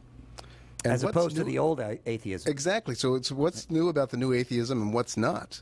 So I'm going to compare the new atheists of today, Richard Dawkins and Daniel Dennett and Sam Harris and Christopher Hitchens, and relate them to what was going on back at the time of Darwin. And I'm going to say that there's not much of a difference. You put some of the language of people who are responding to the old atheists, as I call them, and if you just change some of the flowery language and put it into the 21st century, it's the same critique. And I think it stands firm across those centuries. Of course, Father, you're the expert here, so correct me if I'm wrong, but a lot of that rhetoric of the war between science and religion, the war between science and faith, comes out of those Darwinists in the 19th century. Is that right? So it comes out, yeah, it comes out of the myth. It's mainly popularized by these two very influential books. One published by the former first president of Cornell University, Andrew Dixon White and Andrew Draper wrote these books that were very influential about this myth of conflict. But yeah, it comes out of Haeckel, who was a contemporary of Darwin, and Huxley, who Huxley, who's a patriarch of the Huxley family. Right, yeah. right. So those are all characters involved in this. And so it gets into how do we talk about divine causation and human causation or natural causation? What's the relationship between those? And I'm also going to talk about perhaps a little bit about Flannery O'Connor's Hazel Motes from her first novel, Wise Blood. Yeah, we're looking forward to seeing how you're going to integrate Flannery O'Connor. I know science. I'm really looking forward to that. As English major, Cy and I are both looking forward to how you're going to bring. It's funny, Father. In the first segment, I was thinking about Flannery O'Connor when you were talking about looking up, because she has a story that ends with nobody's looking up. God is doing this wonderful work, and nobody's looking up. And I'm forgetting which story it is. So Hazel Motes is going to make it into your your talk. What a great gift that you're going to be with us for a weekend. My friends, please come and hear Father Ehrman, and also Tim Staples, Jimmy Akin, Trent Horn, Carla Broussard. Father Hugh Barber will be giving the sermon at the Mass that is going to be offered by Cardinal Burke. Dr. Stacy Trasankos will be there. Oh, yep. She's the author of the book Particles of Faith, A Catholic Guide to Understanding Science. Right. So we're going to answer the question, is there a conflict between faith and science? I have some bad news for you. Well, probably good news for you, Chris, but maybe for those who want to come. Erica tells me that 95% sold out on the rooms. So if you need a room... If you're coming from out of town, you need to go to CatholicAnswersConference.com immediately and then get that contact for the hotel, which is a lovely place, by the way. The Hyatt Regency, $149 a night. Hyatt Regency La Jolla. September, end of September, perfect time to come to San Diego. The crowds are gone. The beaches are clear. The water is, Father, you're going to go surfing when you're out here with us? I might give it a try, though. Over Christmas break, I saw that surfer movie about the young girl who has her arm bit off by the shark, so I think I'll stay out of the water. Okay, no, actually... Thanks for helping us with the pitch there, actually, Father. I think that all of the sharks are gone by September. Oh, good. Yeah, they go south for the winter. Yeah, that's it. And on top of it all, square dancing with Jimmy Akin. Yeah, I'm looking forward to seeing both Cardinal Burke and Father Terrence Ehrman square dancing. Yes. Maybe I'll bring my cowboy boots. Oh, very. Do you have cowboy boots, Father? I inherited a pair from a Dominican friend of mine. Are his they father's. Nakonas, Tony Lamas, Justin's? Or? They're cowboy boots. That's all he knows. Come on, you can't. Go to CatholicAnswersConference.com to find out all about the conference. We really do want you there. It's going to be one of the just a fantastic conference on faith and science. One of the issues of our time. There are a few things that are right at the fulcrum of where we need to be thinking and frankly progressing to maybe a higher understanding, and that's what we're going to try to do. CatholicAnswersConference.com is where you go. We're looking forward, Father, to your bringing some Midwestern clarity to Southern California. Joyfully. Praise God. CatholicAnswersConference.com.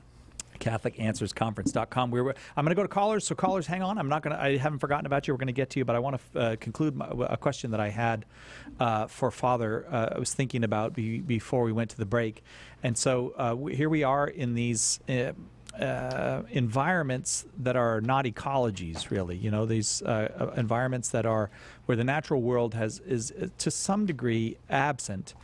And now you're inviting your students. You were telling us about inviting your students to consider some questions that might help put them back in touch with the natural world. And it's fair to say, wouldn't you say, that the natural world is the light coming through your window is the natural world. You don't have to go to the Grand Canyon. You should go to the Grand Canyon. It's worth seeing, but that's not the point. The point is, but interacting with the world that does present itself to you where you are. It's certainly true that some urban environments make it very, very hard to have a healthy contact with the natural world.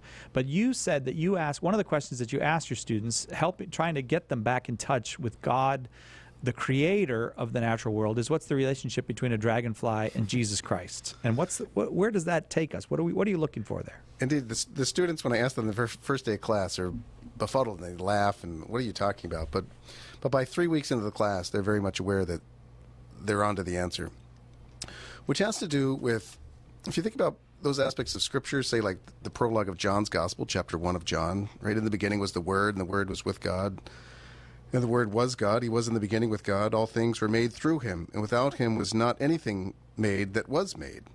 Right? So everything is created in and through the Logos. Yeah. And I show some icons that I have on my walls that I've taken pictures of. It shows Jesus Christ there on the fifth day of creation with the birds of the sea, the birds of the air and the fish of the sea, or Jesus with the sun and the moon and all the stars, right? Everything that is created in and through the divine Logos, who then became incarnate of the Virgin Mary. And so the connection is that God the Father creates in and through His Word. And everything that exists, you and me, the dragonfly, the tree, the sun, all of that is created and held in being by Christ as the divine Logos. And everything is created in and through that Logos. So there's we talk about Jesus, or the Word being the formal cause of creation. It's as if everything is imprinted with this fingerprint of the Word, so that there's the capital L Logos, but then we can also talk about this small L Logos, right? There's this intelligibility that each thing has, right? It's the divine presence in each thing. Not that creation is divine, right? There's a clear separation between God and what He creates. Only God is divine, and everything God creates is a creature. But God is in everything, not in any physical way, because God's an immaterial spirit, but God's in everything through His power, His presence, His essence. And so to encounter any living thing, or everything that's created, is a way to encounter the Logos through whom it's created. And so that's the relationship of the blue dasher dragonfly to Jesus Christ, is He's its creator. But we can holding it in being. Okay, so the believer needs to stop being so cut off from nature in order to be present to the creation of the Creator, of which we are a part. But what about the scientist who studies and studies and studies nature but doesn't listen to nature? What do we say to that person? Right. So, well, the Book of Wisdom had some things to say to that person.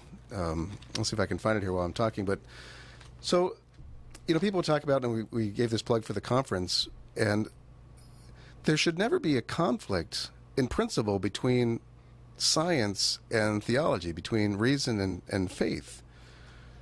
Because how can science even work? If we think about what are the presuppositions of science, right? How does science even work? You have to presume certain things that science can't prove. You have to presume that there's a real world out there. You have to presume that the world's intelligible, that there's a relationship between truth and our mind, that there's truth is worth pursuing. All those things. I want you to give us a little more detail on that list, and I hear the music, so we got to take a quick break. But let's not forget where we are. The problems of science finding God, and we'll pick that up with Father Terrence Herman right after this, as we continue our discussion of Christianity in the natural world on Catholic Answers Live. Join us on air today on Catholic Answers Live.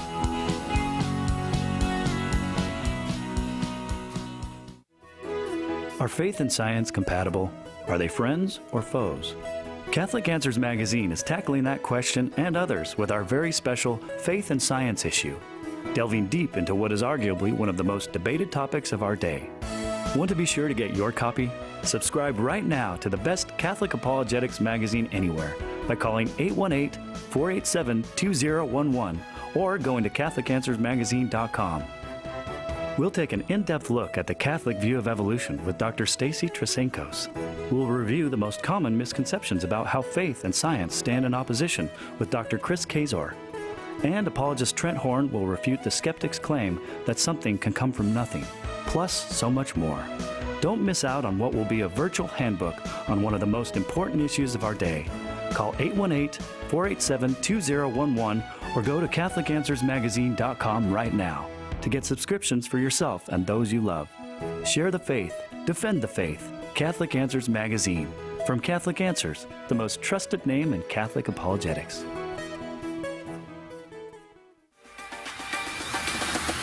So, you're listening to Catholic Radio. I think it's safe to say that you probably want to become like Jesus. Theosis is a fancy word used to explain the process of becoming like Christ. It's how God takes sinners like you and me and transforms us into who we were created to be. Basically, rockin' saints. Clumsy Theosis is a podcast where I take 2,000 years of Catholic goodness, draw from the great minds and spiritual masters of the Church, boil it down, distill it, and give practical advice to 21st century Christians. Basically, we'll learn how to do this Catholic thing like a boss. Subscribe to Clumsy Theosis wherever good podcasts are found.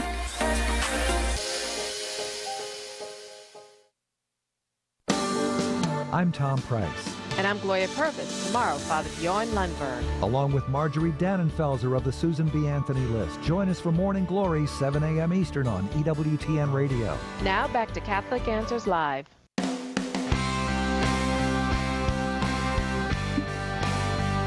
Welcome back to Catholic Answers Live. I'm Cy Kellett, your host. We are discussing Christianity in the natural world this hour with Father Terence Ehrman, who will be a speaker at our conference in September and early October. And Father's coming to us from the studios of Redeemer Radio there in South Bend, where Father works at Notre Dame University. And you are a Holy Cross Father, is that right, Father Ehrman? Yes. And the Holy Cross Fathers are the founders of Notre Dame University, right? Yeah, Notre Dame and about 4 or 5 other universities across the country. One of which is called Holy Cross College, I believe. Well, Holy Cross College, there's... Or is that a Jesuit school? So Holy Cross in Massachusetts is Jesuit. Okay. But there's a Holy Cross College that's across the street from Notre Dame that's Holy Cross. Ah, okay. All right. It seems like a bad move for the Jesuits to steal your name. Come on. They couldn't name another place. It preceded Loyola? both of our communities. Oh, it did. Okay, fair enough.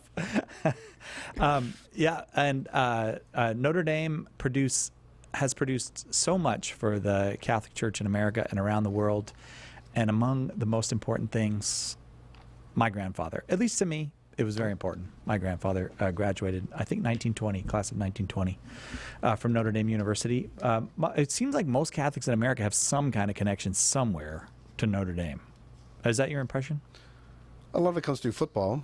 Oh, yeah, that's true. There's what we call the subway alumni, people who didn't go to Notre Dame but followed Notre Dame because of the sports connection. Oh, yeah. Right. And Notre Dame is such a football powerhouse, except when they play Boston College. But we'll talk about that another time. Father, we have callers on the line for you, but before we went to the break, you were talking, I had asked you about the scientist who studies the natural world, and often with these magnificent, brilliant insights and that bring us so much, but doesn't listen to the natural world. That is, doesn't hear what the natural world communicates, which is the holy, which is God. So what's the remedy for that? So I think the remedy could be philosophy.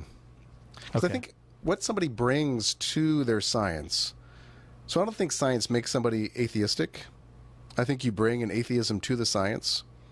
I think in some ways science is neutral, though probably leaning toward being a believer. Okay. Because if you start, but you have to, science qua science isn't going to lead one way or the other. Right? What do you bring to it? What kind of metaphysics do you have? What kind of view of causation do you have? What kind of wisdom do you have? And I think if you're truly trying to understand the causes of things, right, there are scientific causes, and St. Thomas Aquinas used wisdom to describe this, right? You can have a scientific wisdom. If you're a biologist, you know all the principles of biology, you'll be a wise biologist. But that's only the field of biology. So if you think about philosophy, right, it looks at the whole of reality. And you're going to think about the causes that we can know just from reason alone, that are the highest causes. And you can come to the reality, the answer that there's a God who created things, right? And that would be a philosophical wisdom. And then there's theological wisdom, which would be what's revealed by God to us, that God is a Trinity, that Jesus is the Christ. And so I think for a scientist, they can get trapped in scientism, that science becomes the only way to know the world. That because they're just using natural causes to explain something that they're studying, somehow that eliminates that there are divine causes that are also at play. So I think one is how to open their eyes to a world that divine causes and natural causes are not in competition with one another. Oh, yeah. They act in concert.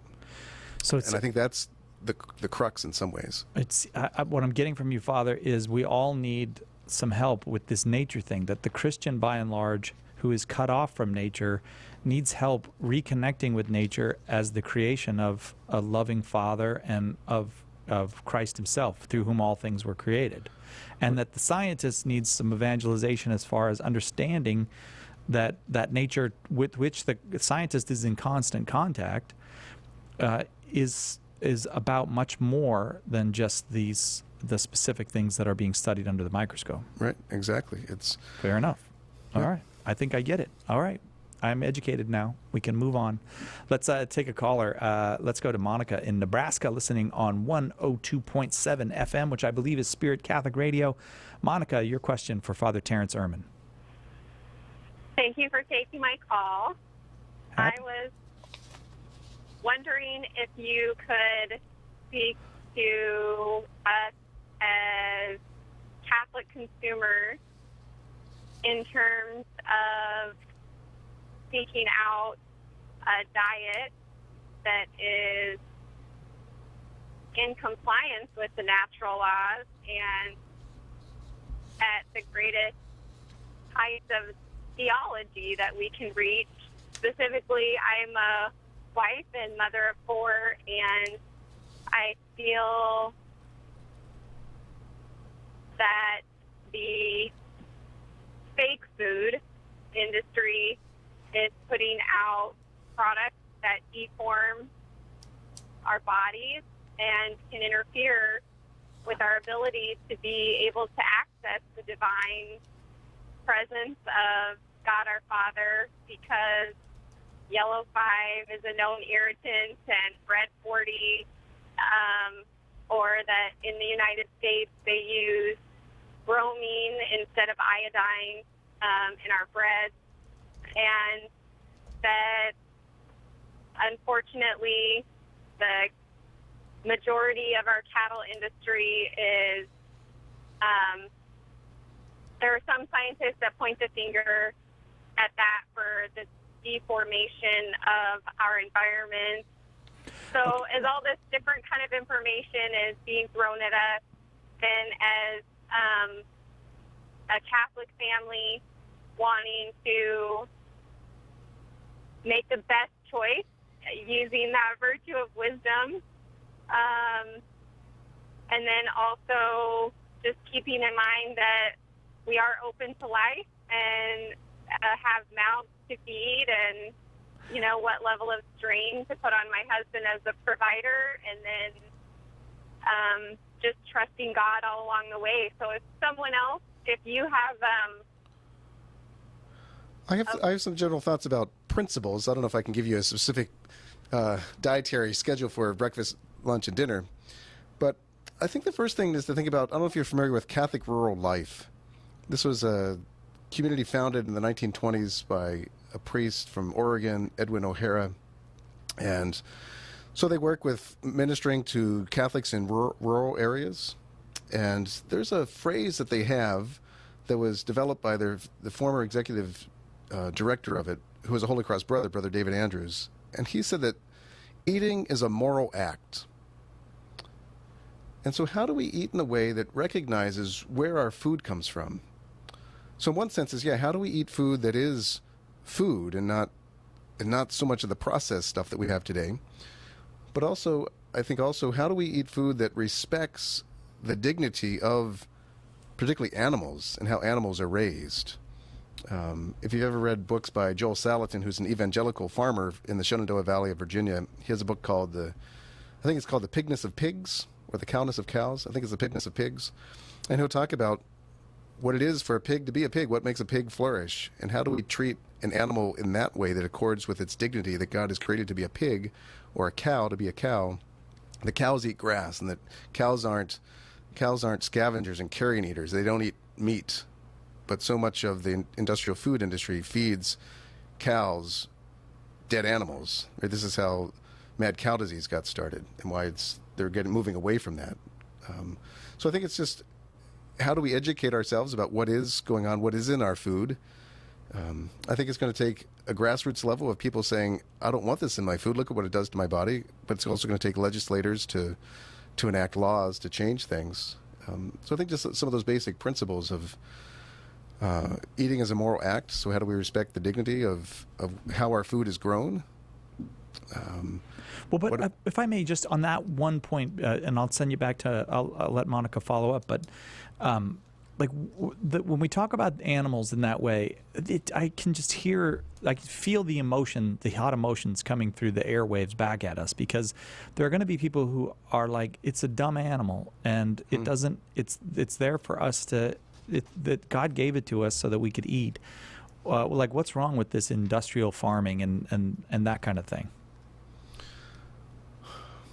I think what's wrong with it is, okay, so I think there's two things. One is the environmental movement really began with groups and individuals that didn't particularly have a Christian viewpoint, right? So there can be a sense that I don't want to get connected with environmentalism, right? Because those people they're atheists, they're communists, they're all these different isms that they were, right? They're New Age, they're biocentrist.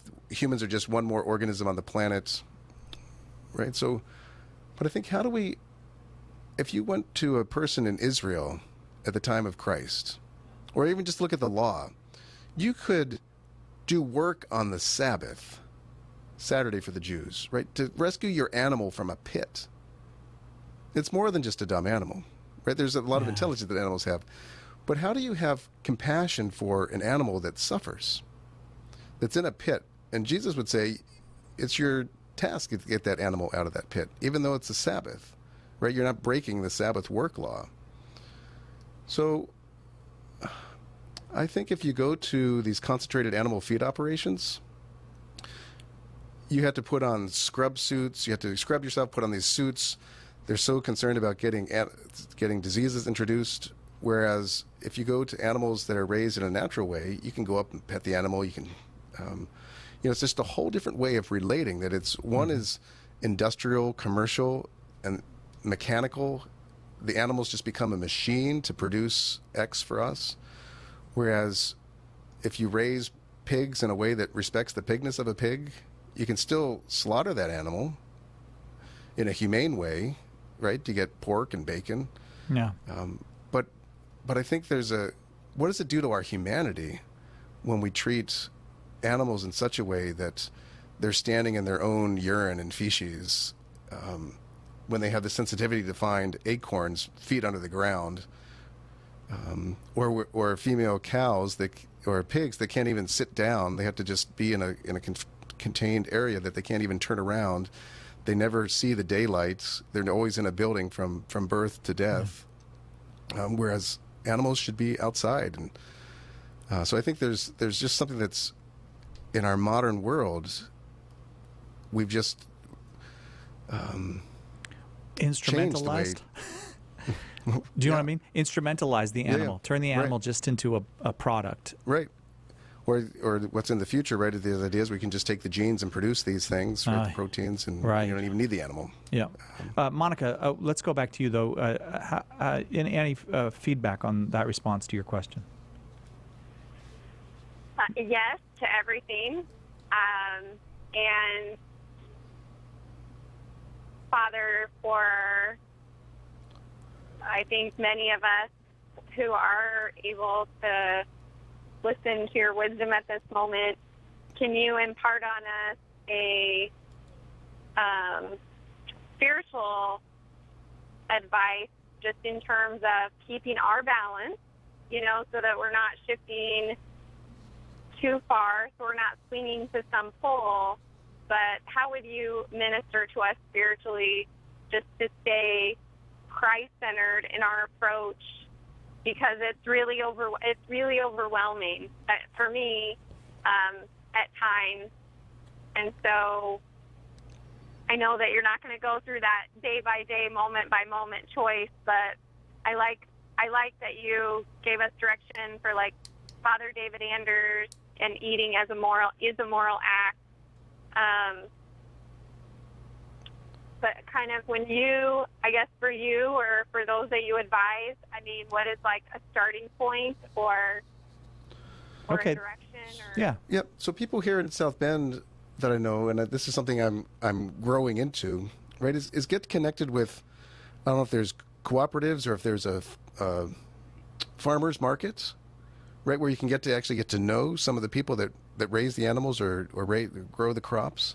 That might be something. If there's a farmers market near you, right, to get food that's produced in a way that you know that, okay, this doesn't have pesticides that might have harmed the migrant workers who are working those fields and getting sick and throwing up and being exploited in that way, right? So I think it's how to develop relationships. I think it's also, how do we just pray? I mean, I say pray Psalm 148, pray Psalm 150, pray Daniel chapter 3, right? That gets us in touch with this world that is to praise God. And so how do we open our eyes and our ears and our heart to have this relationship, or to think about Christ when he says, consider the lilies of the field, right? How do we ponder creation? And how do we trust in God's divine providence to provide for us? It doesn't mean we don't put forth the effort ourselves to work and do things, but I think to trust in that God has ordered this world to himself in his goodness, and how do we participate in that would be just a very general principle of prayer and trust in divine providence. Monica, we're going to have to leave it there. Thank you for that call. It does strike me that to respond in the way you're calling us to respond, there's something, and I believe that the Pope referred to this too in his encyclical letter, Laudato Si, that there's something about the speed of our lives that has to change as well. If we could address that when we come back, Father, from the break. Monica, thanks so much for your call from the front lines, so to speak there, Monica. Really appreciate that. We are giving away this free MP3 right now, Modern Martyrdom, Could It Happen Here? It's only for a short time more that you can get this free MP3. It's the story of the Cristeros and the martyrs of the Mexican Revolution. You just go to Catholic.com, and when the free MP3 banner comes up, it's a rotating banner, you just click on it, and then you get that free MP3. And free means free. We're not asking you for anything. We don't want anything from you. We just want to give you this MP3 from Chris Check, our president, on the Cristeros and the martyrs of the Mexican Revolution. We'll take a quick break. We'll be right back with more Christianity in the Natural World with Father Terence Herman right after this.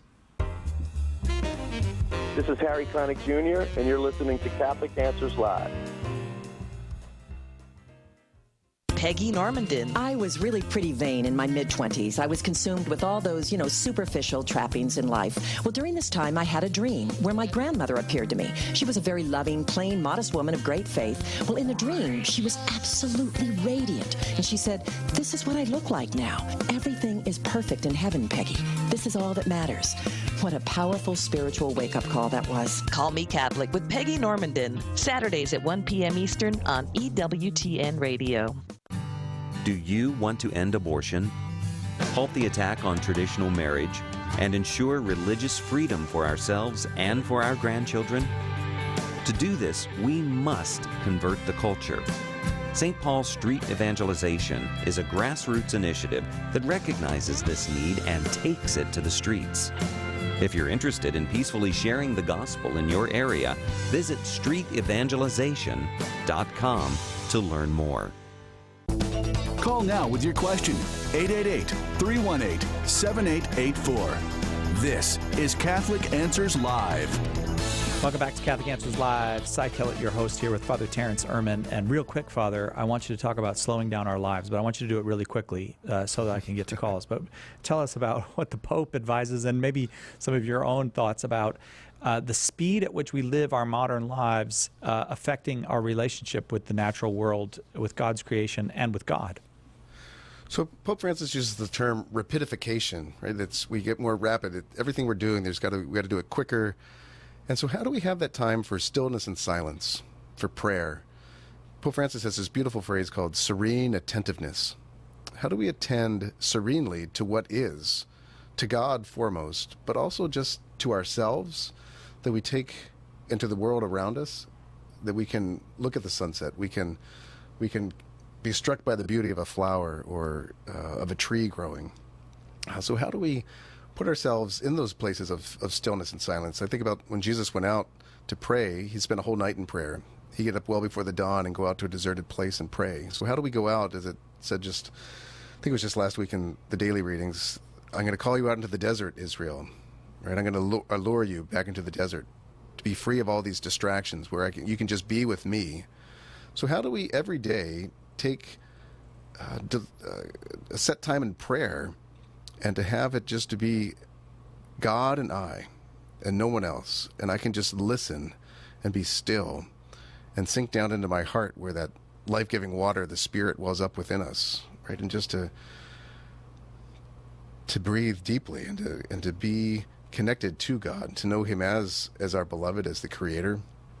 And how does that, from that place of tranquility, of beauty, of stillness, how do our thoughts, our words, our deeds, our actions, our desires come out of that place, rather than being so distracted and I like the word collected. How are we collected? How are we gathered? Because we're so often scattered and we're responding, we're just reacting to things rather than bringing this stillness to things. How do we engage another person? Look them in the eye. How are our words precious when we speak them to another?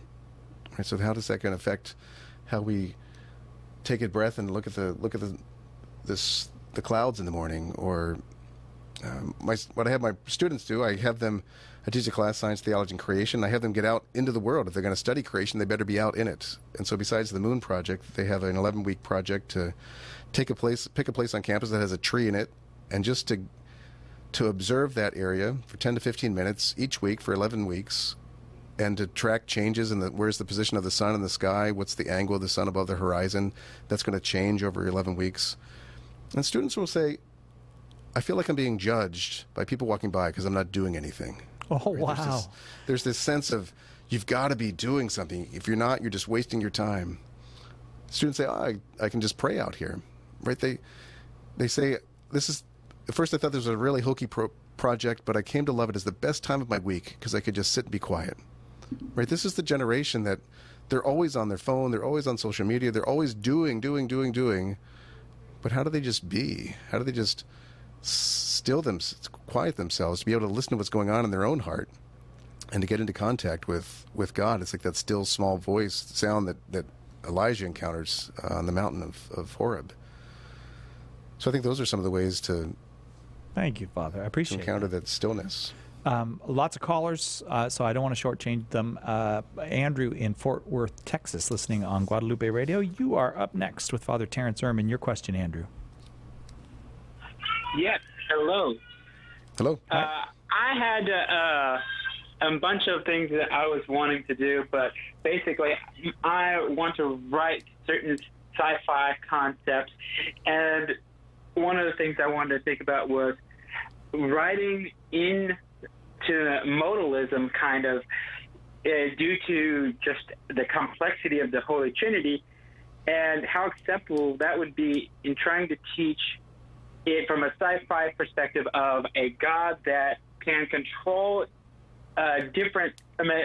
is God in different ways, but at the same time is controlling all of both things, not at one point.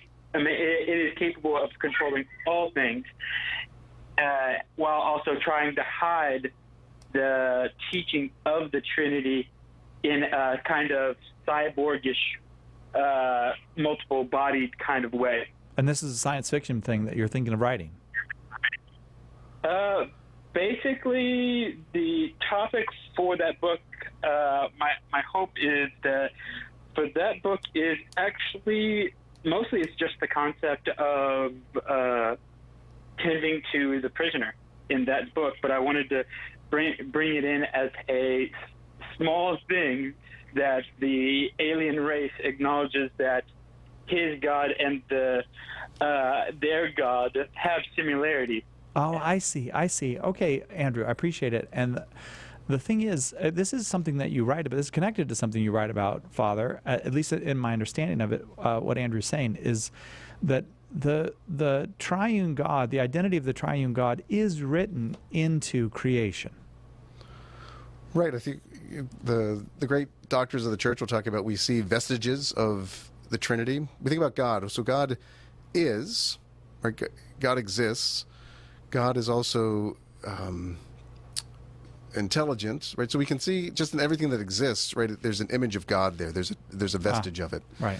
There's an image of God in the human person. There's a likeness, right, in the saints, in the holiness of God. So there's that dimension of, and this gets connected to that small L logos that I talked about, that everything that exists is pointing to the Creator if we have the eyes to see it. It's not just, we can't see it just qua scientist. We have to see it as a philosopher or theologian, that the world has sign value. It's not just dead matter. It points beyond itself. Right. So Callistus Ware, Archbishop in the Orthodox Church, talks about how do we see with a double vision, that we see thing in its own particularity. We see that particular oak tree, but how do we see it as transparent to the divine? The cause of it. Why does it have existence?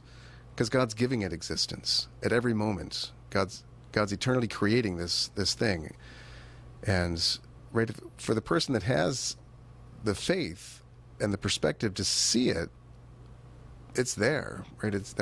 That's Wisdom 13 and Romans 1:20. So if he's writing a science fiction book, it's not at all outside of a Christian understanding of nature to say that if there are aliens, they may well discover a great deal about God in nature that they could identify in the Christian faith they came here.